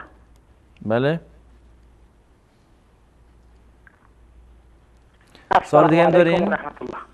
و علیکم السلام و رحمت الله. تشکر میکنم از شما. بیننده بعدی رو بگیریم. سلام علیکم، لطفا خودتون رو معرفی کنید و بفرمایید. ببخشید من دوباره مزاحم شدم. اگه مزاحم شدم دیگه درمنده. نه خواهش میکنم، انشالله سوالتون رو بگیریم، یعنی صدا واضح باشه. سوال دومم اینه که شخصی الان شایعه شده، حتی از سوال کردم گفت نه پول سود نمیدادن. من چند روز پیش ازش پول به عنوان قرض گرفتم، قرضی ازش گرفتم. بعد میگم از شریعت اسلام یعنی اشکال داره ازش قرضی گرفتم، الان قراره که چند روز دیگه بهش میدم. بعد این سوال دومه. بخشید سوال اولتون رو اگر دوباره بفرمایین. منظور شما این است که از یک کسی که شنیدید که ربا میگیره یا ربا میدهد یا تجارت ربوی میکنه شما ازش قرض گرفتید، حکم قرض گرفتید. الان ازش قرض گرفتم. بله. بعد قراره که من همون مبلغی که گرفتم ازش دوباره برمیگردم. میدم. بله. اشکال داره. بعد سوال اولا در مورد اینکه یه شخصی پول از وام گرفت، ماشین سنگین گرفت، ماشین بزرگ گرفت.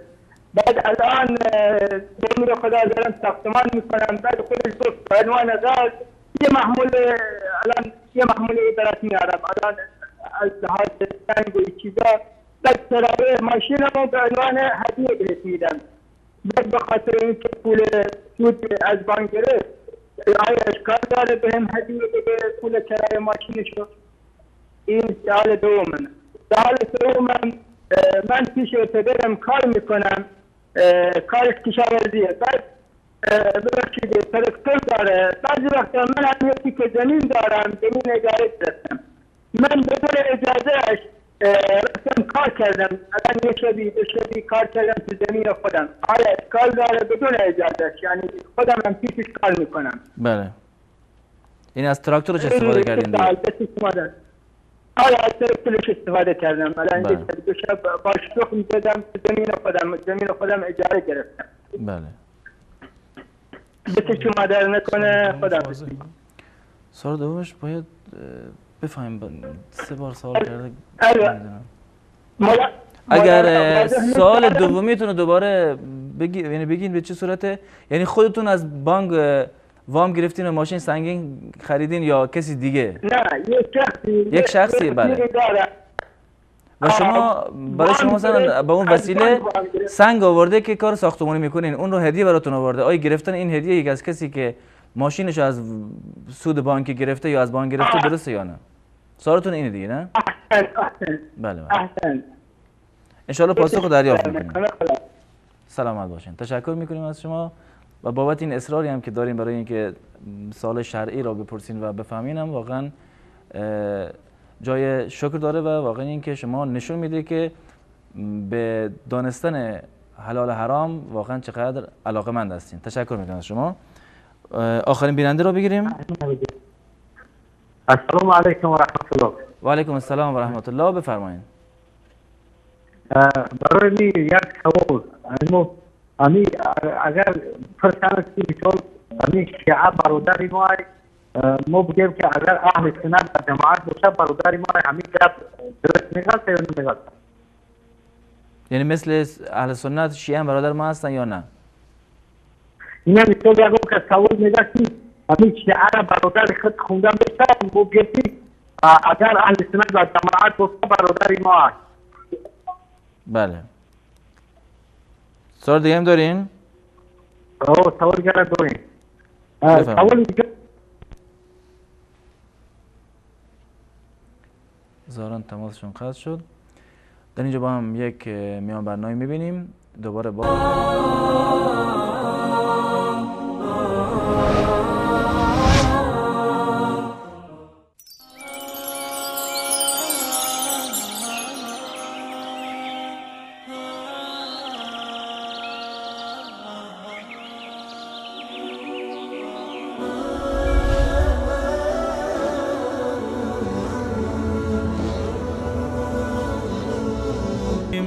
فقد أضعت وتعلم إنما الدنيا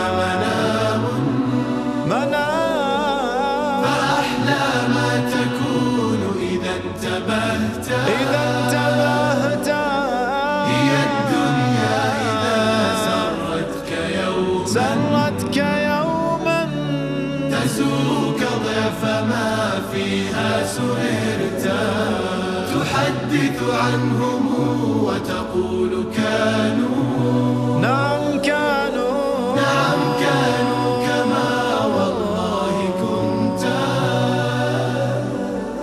حديثك هم وأنت غدا حديث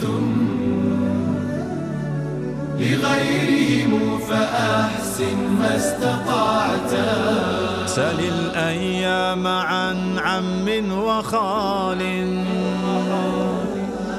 وما لك والسؤال وقد علمت ألست ترى ديارهم خواء فقد أنكرت منها ما عرفت فقد أنكرت منها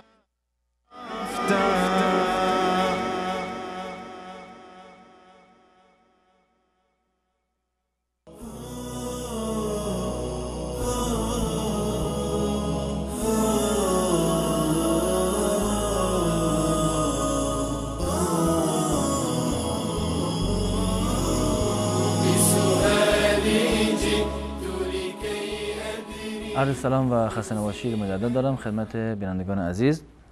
جناب استاد دومین سوال بینندگان این بود که گفتن شخصی گفت که نماز عصر هم قضا شده و وقت نماز مغرب وارد شده، الان خواندن کدام نماز اولاتر است؟ بسم الله الرحمن الرحیم. اولاتر این است که ابتدا نماز عصر رو بخوند و بعد از که نماز عصر رو خوند بعد نماز جماعت رو مغرب رو با امام بخواند. ابتدا نماز قضا شده رو بخواند و بعد از آن نماز وقت رو بخواند. منتها در صورتی که بنابر مذهب امام ابو حنیفه رحمت الله علیه که بیننده من از تاجیکستان بودن، در صورتی که نمازهای فوت شده بیشتر از 5 نماز باشه ترتیب لازم نیست. در صورتی که نمازهای فوت شده بیشتر از 5 نماز باشه ترتیب لازم نیست.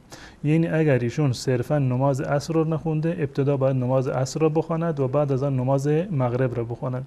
اما اگر نمازهای زیادی 6-7 نماز از اون فوت شده و قضایی دارند، اولاتر این است که ابتدا نماز مغرب را با جماعت بخواند و ثواب نماز جماعت را دریافت بکند و بعد از آن نمازهای قضایی خودش را بخواند. بله، جزاکم الله خیر. بیننده گرامی که خواهری بودن و چند بارم تماس گرفتن، سوالش این بود که چرا خداوند در قرآن به جای اسم خودش در بعضی از سوره ها از ضمیر استفاده کرده؟ استفاده از ضمیر در زبان عربی این یکی از لوازم خطاب زبان عربی هست.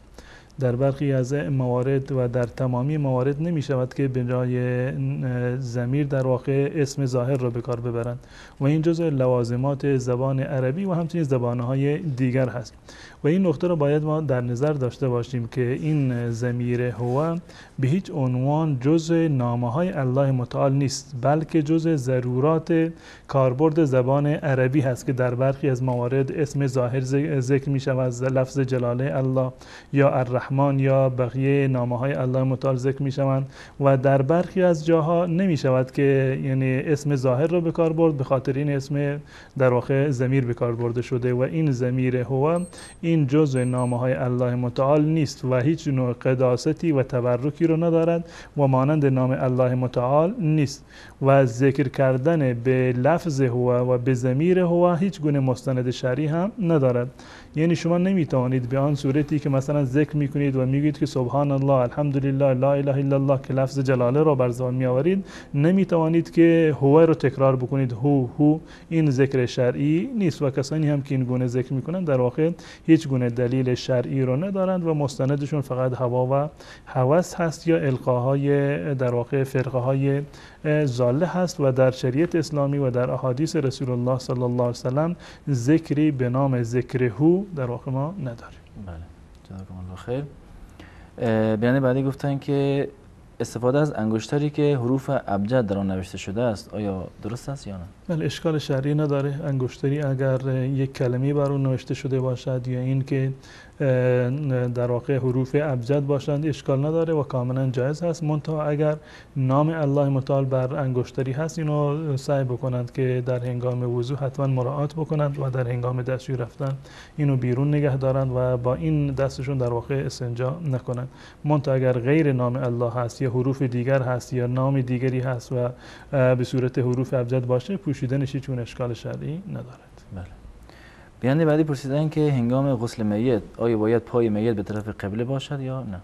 نه، هیچ گونه الزامی نداره. به هر طرفی که باشد این غسل در واقع جایز است، چه به طرف قبله باشد یا به طرف غیر قبله.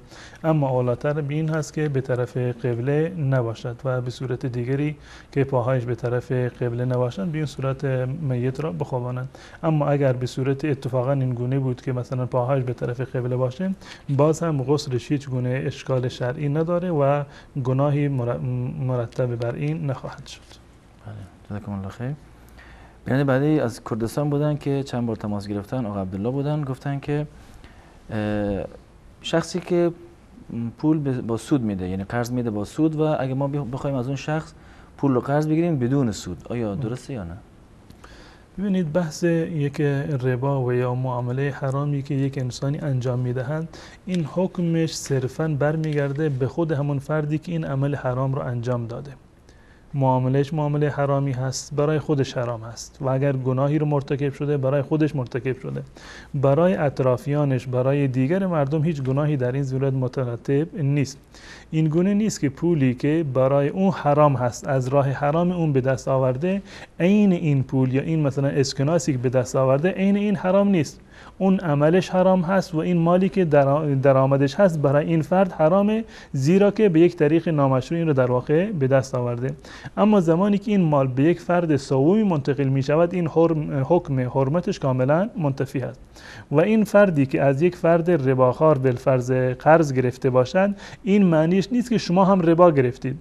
شما یک مقداری 1 میلیون شما از اون قرض گرفتید، در مقابل 1 میلیون شما نه ربا می دهید و نه ربا می گیرید. پس بنابراین بنابراین این قرض گرفتن از یک فردی که معاملات ربوی انجام داده، اما این قرض شما قرض ربوی نیست، هیچ گونه اشکال شرعی نداره.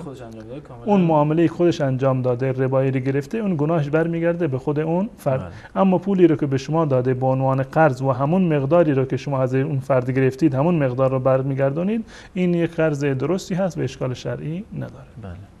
و سوال بعدیش این بود که یک شخصی پولی رو از بانک گرفته، وام و یک ماشین سنگینی خریده و خود این سوال کننده گفتن که من کار ساختمانی میکنم و اون شخص با اون تریلی برایش سنگ آورده به عنوان هدیه. آیا میتوند این هدیه رو قبول بکند؟ هیچ گونه اشکال شرعی نداره. همون گونه با اون وسیله‌ای که ولو اینکه با همون وسیله‌ای باشه که این در واقع در اصلش با مال حرام اینو گرفته و به این به عنوان یا به عنوان کرایه آورده که دستمزدشو گرفته یا اینکه هدیه داده باشه، بازم در هر دو صورت این سنگ‌ها نمیشه گفت که حکمشون حکم حرام هست یا از طریق حرام اینها رو دریافت کرده. اینا کاملا صحیح هست برای شما، حلال هست و هیچ گونه گناهی رو شما مرتکب نشدید. و جالب هست که صدقه بر رسول الله صلی الله علیه و سلم حرام بود. یکی از کنیزهای رسول الله صلی الله علیه و سلم که به نام بریره بود، یکی صدقه رو آورده بودن برای این بریره. خب صدقه اساسا برای شخص رسول الله صلی الله علیه و سلم حرام بود. اینو آورده بودن داده بودن به بریره و بریره اینو هدیه داد به رسول الله صلی الله علیه و سلم. روزی بریره گفت یا رسول الله این صدقه هست که به من دادن. رسول الله صلی الله علیه و سلم فرمودن برای تو صدقه هست، برای تو صدقه هست و برای من هدیه هست. شما اونو تحویل گرفتید به عنوان یک صدقه، از یک راه مشروعی اونو به دست آوردید و صدقه برای تو حلال هست، اما اون حرمتی که برای من داره صدقه الان اون در واقع منتفی شده. پس بنابراین این کاری که حرمت داره برای اون فرد، این برای یک فرد دیگر هست. یک فرد رباخوار یک طرف دیگر یک معامله ربایی رو انجام داده، بین خودش هست و بین اون کسی که این ربا در واقع انجام شده.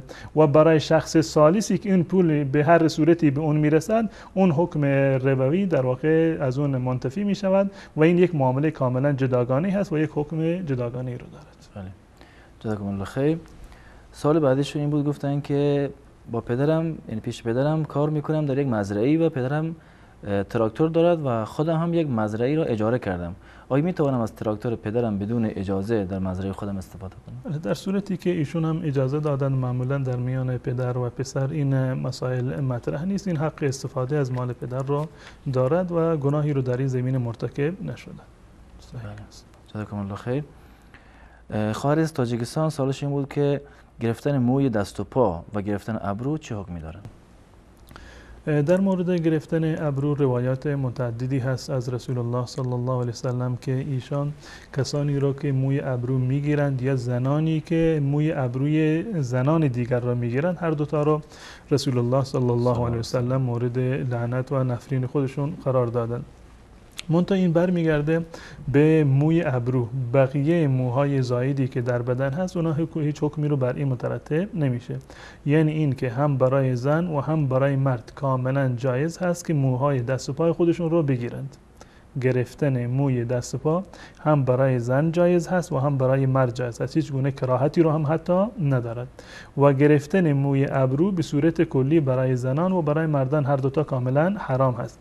منتها اون گونه که ایشون در سوال مطرح کرده بودن، اگر موی ابروی کسی به صورت طبیعی پهن هست، یعنی خلاف یک مقدار در واقع زشت هست و به صورت طبیعی نیست یا بیش از حد در واقع کلفت و پهن شده، در این صورت می توانند اینو به حد طبیعی در بیاورند، نه این که اینو به عنوان یک مدل در بیاورند، یک شکلی که امروزه در میان جامعه داب هست و مدل هست به اون شکل در بیارند. می توانند اجازه دارند که موی ابروی خودش را به اندازه طبیعی در واقع بر بگردانه.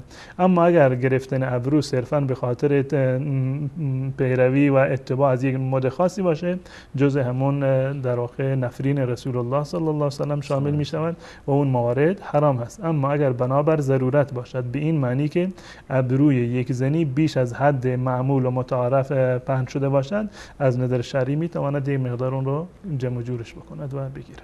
بله. جزاکم الله خیر.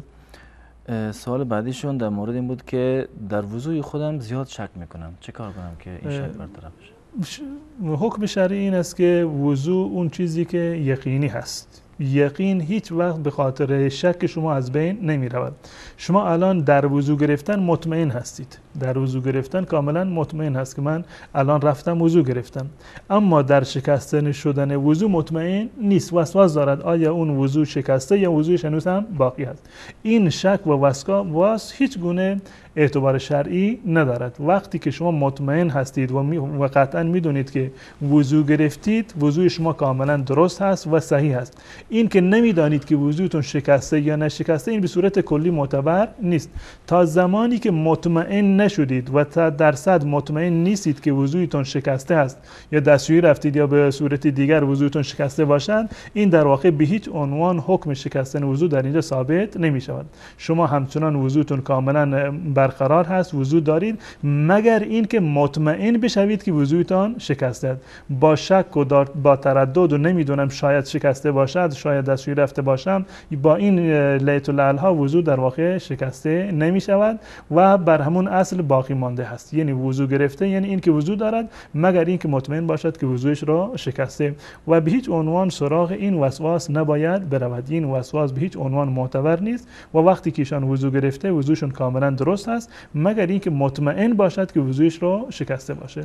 با شک و شبهه وضو از بین نخواهد رفت. جزاکم الله خیر.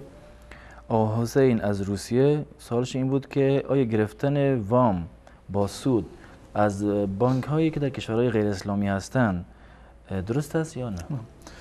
در مورد وام دلایل کلی و قطعی رو که در این زمینه آمده بدون تفریق، یعنی بدون این که تفاوتی قائل شده باشه بین این که این ربا در میان دو مسلمان باشه یا در میان یک مسلمان یک کافر باشه. تمامی نصوصی که در قرآن کریم آمده، روایاتی که از رسول الله صلی الله علیه وسلم نقل شده، دلالت بر این میکنه که هیچ گونه تفاوتی در این زمینه وجود ندارد. یعنی فرق نمی کند که این ربا در میان دو تا مسلمان انجام بگیرد یا این که یک مسلمان از یک کافر در واقع چکار بکند، ربایی رو تحویل بگیرد. این هر دو صورتش حرام قطعی و 100% هست و به هیچ عنوان جایز نیست. مثال این صورت مانند این میمونه که یکی بپرسه خب زنا کردن با زن مسلمان حرام هست، اما زنا با زن کافر چی جایز هست یا جایز نیست؟ بله. قطعا دقیقا مثل این مورد هست. زنا هست، حرامه، هم چه با مسلمان باشه، دو طرف مسلمان باشن یا دو طرف در واقع یکی مسلمان باشه یکی کافر باشه. ربا هم همین حکم رو داره، ربا هم همین حکم را دارد و حرام هست، چه هر دو تا طرف مسلمان باشند یا اینکه یک طرف مسلمان باشد و یک طرف در واقع کافر باشد. و این قول جمهور مذاهب اهل سنت و الجماعت هست، مذهب امام شافعی، مذهب امام مالک، مذهب امام احمد ابن حنبل و همچنین تعدادی از ائمه مذهب امام ابو حنیفه رحمت الله علیه، مانند یکی از شاگردان بزرگ امام صاحب امام ابو یوسف رحمت الله علیه. نظر تمام این بزرگواران این است که ربا در هر صورتی که باشد، چه میان مسلمان و مسلمان باشد یا مثال در میان مسلمان و کافر باشد، در هر صورت حرام هست و حرمتش هیچ گونه تفاوتی رو ندارد. منتها شاید این منشأ این در واقع سوء تفاهم یا این اشکال در اینجا باشه که یک روایت مرسلی هست از مکحول، یک روایت مرسلی هست. وقتی که ما میگیم روایت مرسل هست یعنی یک فردی که رسول الله صلی الله علیه و سلم را ندیده ادعا کرده که رسول الله چنین و چنان فرمودند. این روایت معتبری نیست، از مکحول یک چنین روایتی رو نقل کردند که لا ربا بین المسلمین و اهل الحرب. این روایت مرسلی هست و متضاد هست با تمامی آیات و روایاتی که تفریقی را، تفاوتی را در میان مسلمان و کافر در واقع قائل نشدند و این رأی جمهور اهل سنت و جماعت هست و به هیچ عنوان یک شخص مسلمان نمیتواند که مال یک کافر را تصاحب بکند، چه به صورت گرفتن ربا باشد یا به صورت‌های دیگر. جزاکم الله خیر. سوال بعدی در مورد این بود که در مورد نماز وتر بود که بیننده پرسیدن که روش خواندن نماز وتر به صورت 3 رکعت با 2 تحیات آیا درسته یا نه؟ در مورد 3 رکعتی که هست من توضیح دادم چیزی رو که در قالب احادیث صحیح رسول الله صلی الله علیه وسلم برای ما نقل شده. عرض کردم که به دو صورت نقل شده، یکی این که 3 رکعت را با 1 سلام بخوانیم، یا این که با 1 سلام، منظورم با 1 تحیات و 1 سلام هست، یعنی این که بعد از رکعت دوم به صورت کلی ننشینیم، به استدلال از حدیث حضرت عایشه رضی الله تعالی عنها در صحیح بخاری، یا این که نماز 3 رکعت را، 3 رکعت وتر را با 2 سلام بخوانیم، یعنی این که بعد از 2 رکعت بنشینیم، تحیات سلام بدهند و بعد از آن در واقع بلند بشوند 1 رکعت دیگر بخوانند. این دو روش نماز وتر از روش و عمل رسول الله صلی الله علیه وسلم ثابت هست و روایات در این زمینه صحیح و صریح هستند. منتها در مذهب امام ابو حنیفه رحمت الله علیه نماز وتر رو به این صورت میخونند، یعنی 3 رکعت دقیقاً مثل نماز مغرب میخونند. 3 رکعت دقیقاً مثل نماز مغرب هست، یعنی این که ابتدا می نشینند در التحیات و بعد از 2 رکعت در التحیات می نشینند و سلام نمی دهند، بلند می شوند 1 رکعت دیگر می خوانند که 3 رکعت باشه با 2 تحیات و 1 سلام باشه. و این استدلالی هم که در این زمینه دارند از یک روایتی هست که در اگر اشتباه نکنم در سنن ابو داود هست که رسول الله صلی الله علیه وسلم فرمودند که المغرب وتر النهار، مغرب وتر روز هست. از این حدیث استدلال کردم و وتر شب رو دقیقاً مثل وتر روز میخونند که وتر روز که 3 رکعت هست با 1 سلام و 2 تحیات، وتر شب رو در واقع هم به همین صورت میخونند. منتها این استدلال یک استدلال قوی نیست با توجه به این که در این زمینه روایات متعددی هست. من همه روایات رو در این زمینه خدمت بینندگان عرض کردم که صراحتاً اومده که وتر شب 1 رکعت هست، یا اینکه 3 رکعت هست با اون 2 صورتی که من عرض کردم، یا 5 رکعت هست، یا 7 رکعت، یا 9 رکعت هست. پس بنابراین به هیچ عنوان وتر شب را نمیتوانیم بر وتر روز ما چکار بکنیم؟ قیاس بکنیم.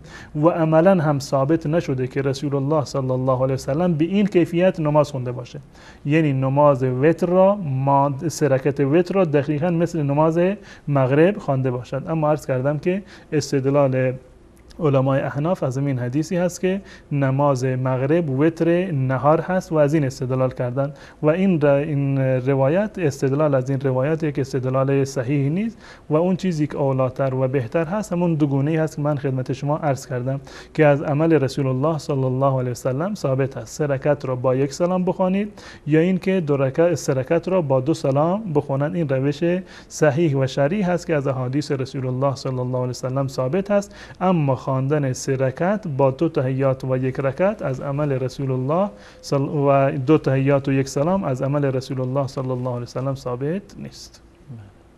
جزاکم الله خیر. بیننده بعدی پرسیدن که در مورد ازدواج پسر پرسیدن که آیا پسر میتونه بدون اجازه پدر و مادرش ازدواج بکنه؟ برای ازدواج پسر این شرط نیست که اجازه ولی باشه. اذن ولی برای پسر شرط نیست، چه پدر و مادر راضی باشند چه راضی نباشند. اون نکاح از نظر شرعی یک نکاح صحیح و منعقدی هست. نکاح از نظر شرعی ولو اینکه بدون رضایت پدر و مادر باشد از نظر اصولی و شرعی در واقع جایز هست و یک نکاح شرعی هست. هیچ یکی از ارکان و شرایطش در واقع کم نیست. یک ازدواج صحیح و کاملا درستی هست. منتها در این زمینه انسان باید مراعات بکند خواسته پدر و مادر و رضایت پدر و مادر، چه بسا که موفقیت یک فرزندی پسری در این باشد که رضایت پدر و مادرش را جلب کند و قطعا با جلب کردن رضایت پدر و مادر رضایت الله متعال را هم انسان میتواند جلب کند.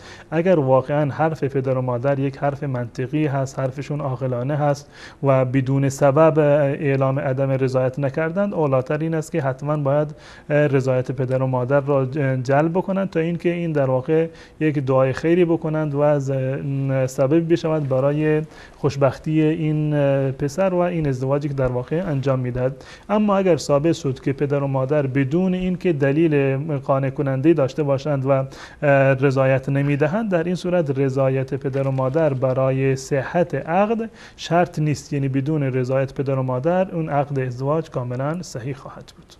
بله، جزاکم الله خیر.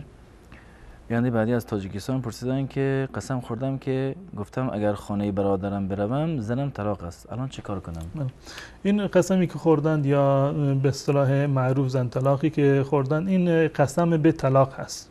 این قسم به طلاق هست، همون گونه که مردم به نام الله قسم میخورند و باید این گونه باشه، به نام الله یا به صفات الله باید قسم خورد.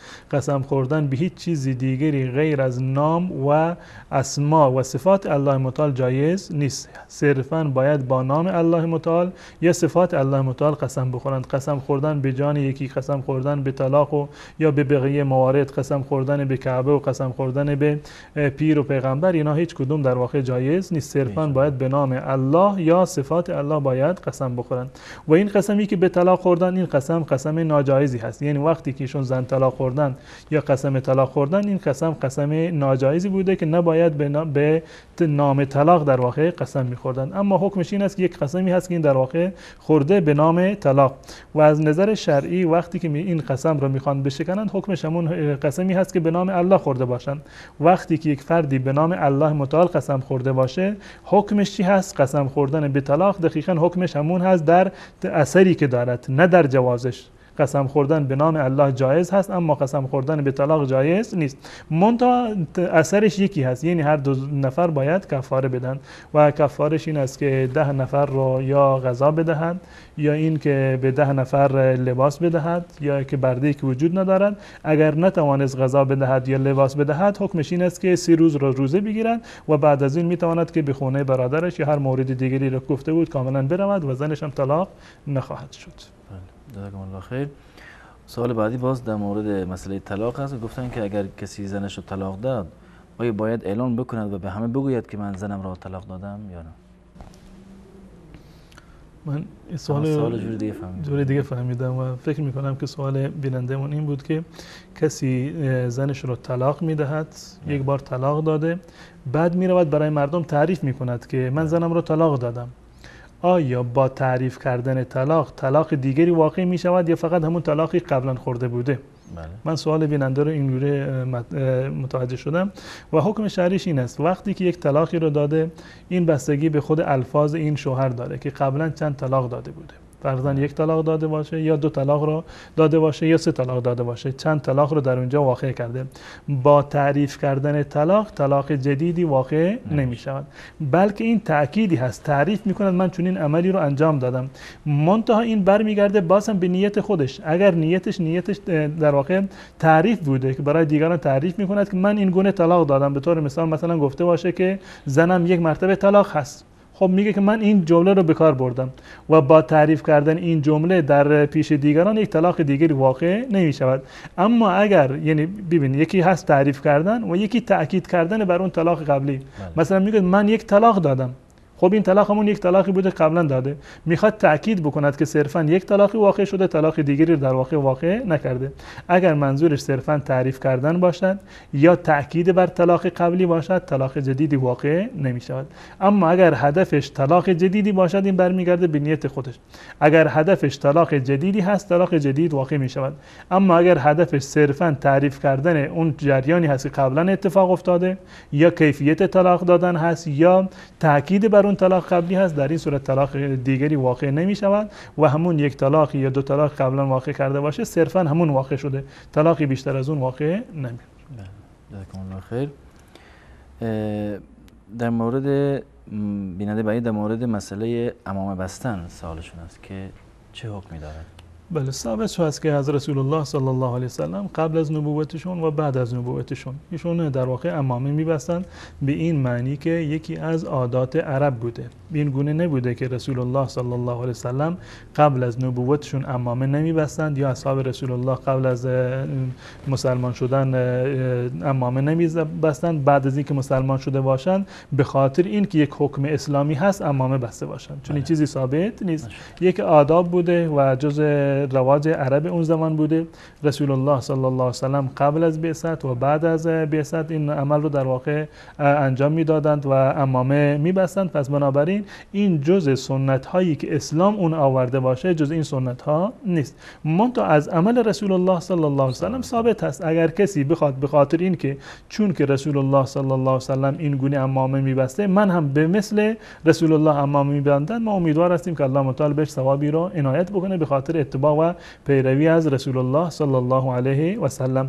اما این رو در واقع یکی از سنت های اسلامی دانستن و به این معنی که مثلا بگند که با عمامه بستن ثواب نماز بیشتر می شود یا بدون عمامه نماز کراهت دارد، چون این چیزی مطلقاً در شریعت اسلامی وجود ندارد. این سنت به این معنی سنت بوده که یک سنت در واقع ملی بوده در اون زمان.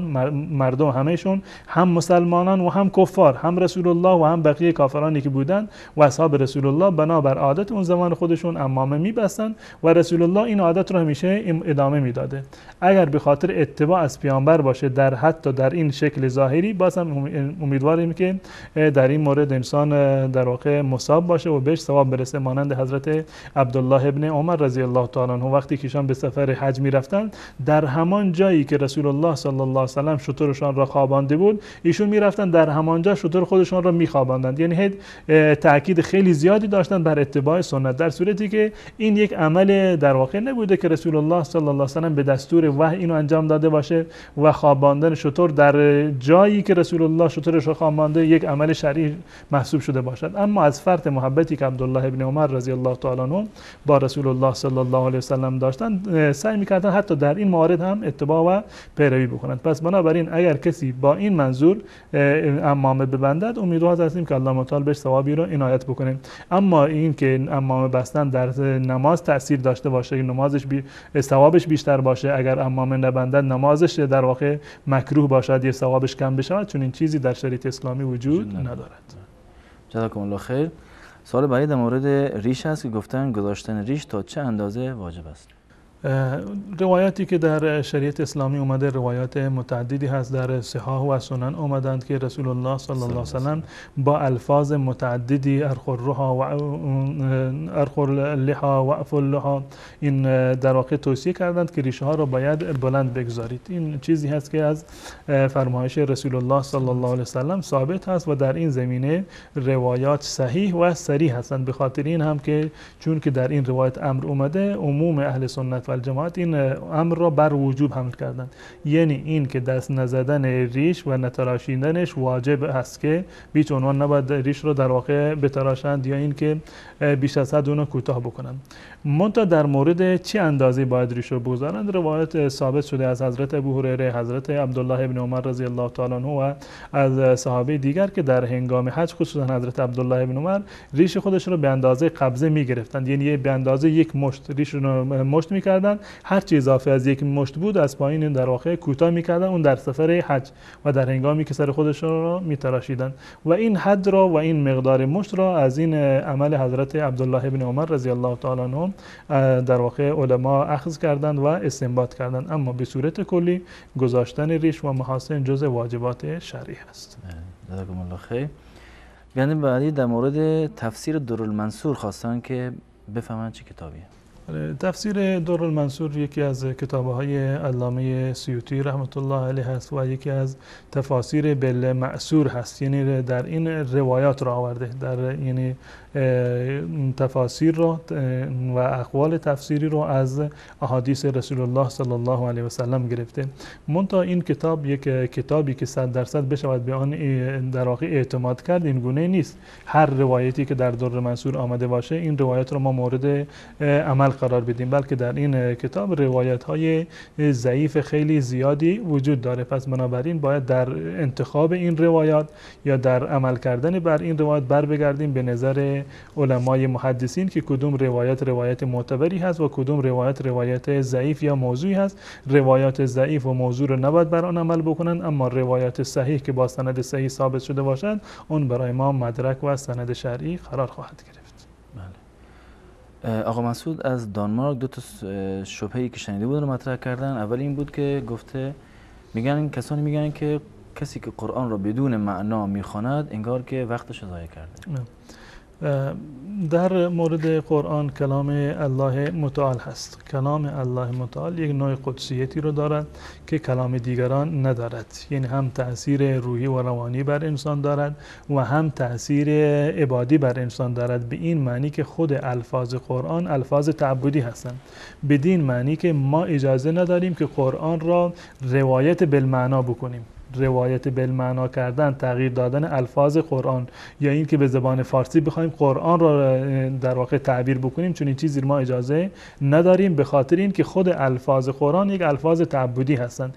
یعنی به هیچ عنوان روایت بالمعنا کردن قرآن کریم برای ما جایز نیست و خود الفاظ قرآن الفاظ تعبدی هست. الفاظی هست که ما، یعنی خوندن این الفاظ یک نوع تعبدی هست، مانند این که در قرآن، در نماز مثلا این قرآن کریم را ما میخونیم، اگر به جای قرآن کریم جمله دیگری رو بگوییم از کلام الله، مانند روایات قدسی، حدیث قدسی که وجود داره در نماز بخوانیم، به هیچ عنوان نماز ما صحیح نیست.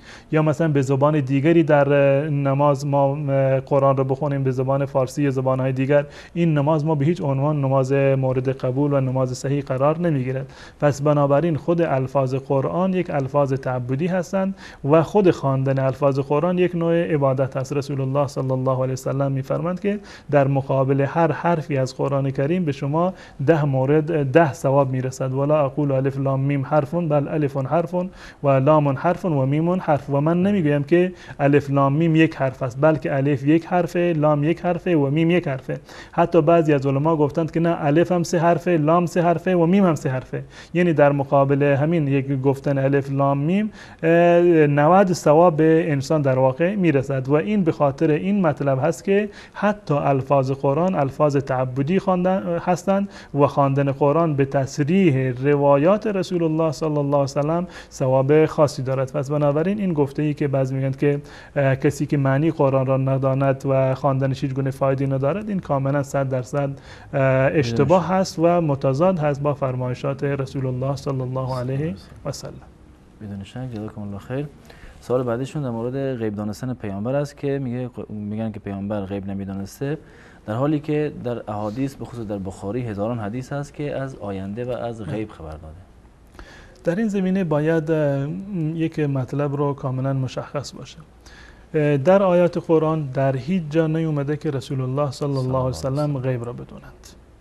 در هیچ جا نیومده که رسول الله صلی الله علیه وسلم غیب را در واقع میدونستند، بلکه برعکسش هست. قل لا اقول عندي خزائن الله ولا اعلم الغیب، که صراحتا الله متعال به رسول الله صلی الله علیه وسلم دستور داده که اعلام بکن برای مردم که من غیب را نمیدونم. یا مثلا میفرماید که ولو كنت اعلم الغیب لاستكثرت من الخیر، اگر من غیب را میدونستم خیر فراوانی رو جمع میکردم و ما مسنی سو، به من بدی و گزندی به من در واقع نمیرسید. پس بنابراین در آیات قرآن صراحتا بیان شده که رسول الله صلی الله علیه وسلم غیب نمیدونستند و این حکم قطعی و 100% هست که در قرآن کریم اومده. و در روایات رسول الله صلی الله علیه وسلم در هیچ روایتی نیومده که رسول الله صلی الله علیه وسلم غیب میدونستند یا ادعای علم غیب را کرده باشند. در این زمینه قرآن و احادیث رسول الله صلی الله علیه وسلم کاملا همسو هستند، یعنی بر این مطلب که نفی علم غیب میکنند از رسول الله صلی الله علیه وسلم یا از هر فرد دیگری. این یک امر مسلم و قطعی هست. منتها در مورد این که در احادیث رسول الله صلی الله علیه وسلم اعلام شده برخی از چیزها را رسول الله صلی الله علیه وسلم خبر دادند که از آینده هست، این باید برمیگرده به این که مفهومی که ما از علم غیب داریم یعنی چی. غیب زمانی غیب هست که در واقع آشکار نشده، پیدا نشده. یک چیزی را که شما گمش کردید، یک چیزی را که شما گم کردید، مثلا این خودکار از دست من گم شده باشه، تا زمانی که من این خودکار رو پیدا نکردم خب میگم که خودکار گم شده هست، مفقود هست. اما وقتی که پیدا شد الان مفقود نیست، الان پیدا هست، ظاهر هست، الان پیدا شده. علم غیب زمانی علم غیب هست که کسی از آن اطلاع ندارد. غیب الله متعال هست که الله متعال به کسی اینو در واقع اطلاع نداده. و زمانی که آشکار شد این در واقع غیب نیست. زمانی که آشکار شد این غیب نیست. این مواردی از غیب را الله متعال به رسول الله صلی الله علیه وسلم اعلام کردند و بعد از این که اعلام کردند رسول الله صلی الله علیه وسلم اینو برای مردم هم چیکار کرده؟ اعلام کرده. یعنی بعد از این که این غیب برای رسول الله صلی الله علیه وسلم از حالت غیب خارج شده و به صورت عیان شده و یک علم ظاهری شده که الله متعال به رسول الله صلی الله علیه وسلم داده، الان دیگه رسول الله اینو اعلام کرده. معنیش این نیست که الله متعال اینو به رسول الله تعلیم نداده باشه، بهش اعلام نکرده باشه، اما رسول الله صلی الله علیه و سلم از جانب خودش این مطلب رو گفته باشه که مصداق دانستن علم غیب باشه و حکمت این که رسول الله صلی الله علیه و سلم برخی از موارد رو از جانب الله متعال دریافت کردن به عنوان اینکه اونها رو پیشگویی کردن، این دلیل بر صداقت رسول الله صلی الله علیه و سلم است. اون چیزی رو که از همه غیب هست حتی رسول الله صلی الله علیه و سلم اساسا نمیدونستن، از جانب الله متعال اینو دریافت کردن بر زبان رسول الله صلی الله علیه و سلم، این به مردم اعلام شده تا اینکه یک دلیلی برای صداقت و صحت نبوت رسول الله صلی الله علیه و سلم باشد. بدون شک. جزاکم الله خیر. زمان زیادی نمونده و 6 تا سوال هم باقی مونده. آقا نورالرحمن از اوکراین چند سوال داشتن که سوال اولشون در مورد این بود که گفتن شخصی که خانمش را بدون طلاق رها کرده، آیا این زن و خانم میتونه ازدواج بکنه؟ نه خیر، تا زمانی که طلاقش نداده نمیتواند برود با مرد دیگری در واقع ازدواج بکنه. شرط حلال شدن یک زن که شوهر دارد این هست برای دیگران، شرطش این است که شوهر قبلی باید طلاقش بدهد یا اینکه شوهر قبلی در واقع از دنیا برود و فوت بکند. بعد از آن با گذشت عده این زن برای مردان دیگر حلال هست، میتوانند که با این زن ازدواج بکنند.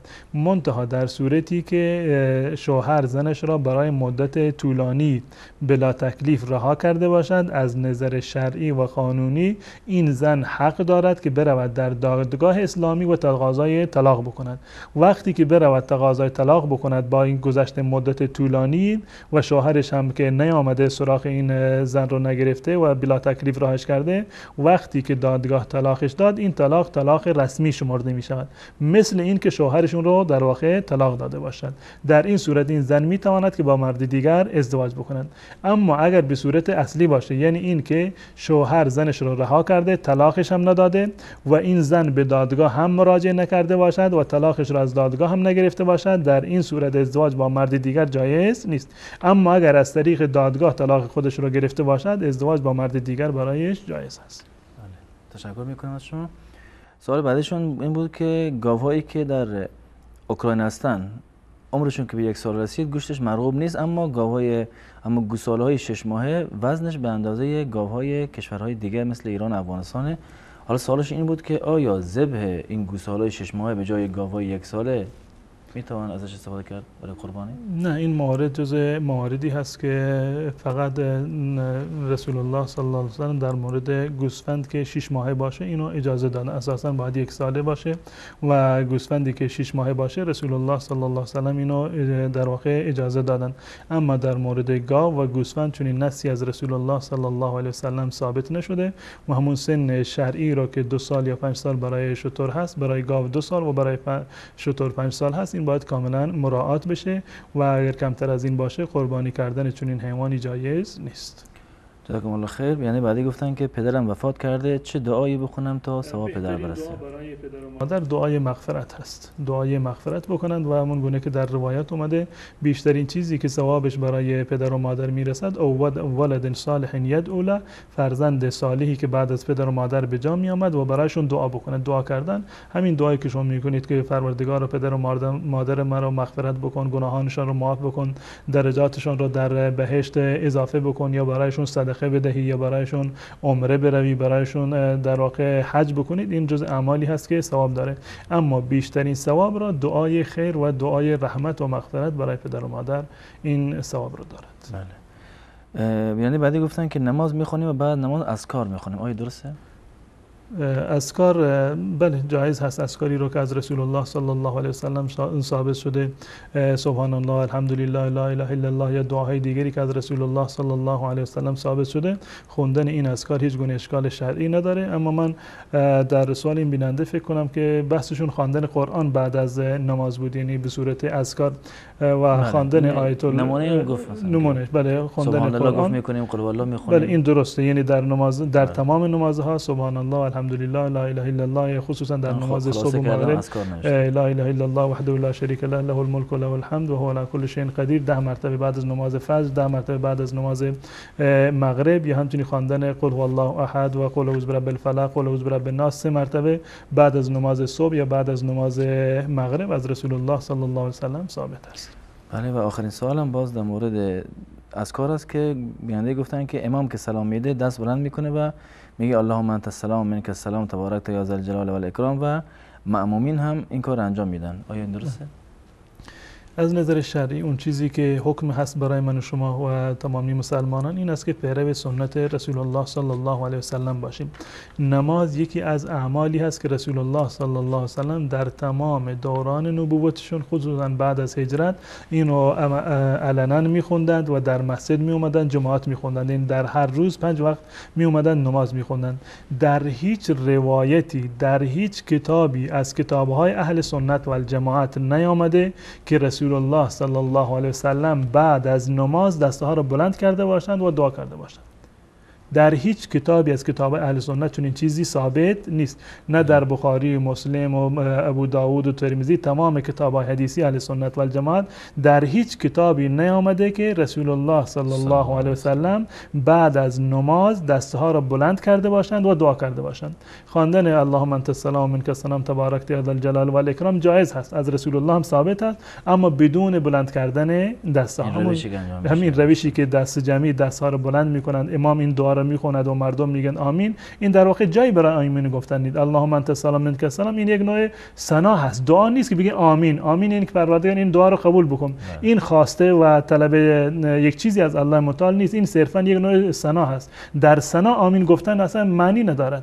پس بنابراین همون گونه که رسول الله گفتن بدون اینکه دستها رو بلند بکنن جایز هست که شما بگید که اللهم انت السلام منک السلام تبارک یا ذا الجلال و الاکرام، که بیشتر از این هم در واقع در روایت نیومده و به صورت دست جمعیش نه از رسول الله ثابت هست، نه از ابوبکر و عمر و عثمان و علی و نه از ائمه اربعه بزرگان اهل سنت و الجماعت. یعنی نه اثری از این عمل نه در سنت رسول الله هست در کتاب‌های سنت و نه در اقوال ائمه مذاهب. در امام ابو حنیفه، امام مالک، شافعی، احمد بن حنبل چنین قولی رو ندارند که امام باید بعد از نماز دستها رو بلند بکند و دعا بکند. بلند کردن دعا در به صورت دست جمعی دعا کردن خلاف سنت رسول الله صلی الله علیه و سلم و یک نوع بدعت هست. جزاکم الله خیر و خسته نباشین. وقت برنامه تموم شد. سلامت باشین. تشکر میکنم از شما. از بینندگان عزیز نیست که تا این لحظه پای صحبت‌های ما نشستن تشکر میکنیم و انشالله تا هفته آینده همه شما را به خداوند متعال میسپارم. السلام علیکم و رحمت الله و برکاته.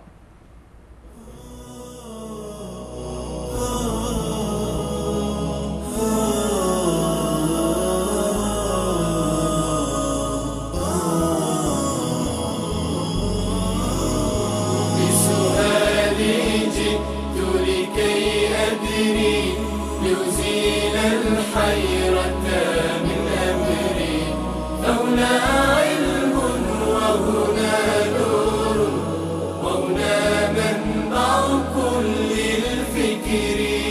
نهر من فقه يتجلى بعقيدة صدق في صدري، لبيك أتيتك في لهف بسؤالك يا أهل الذكر.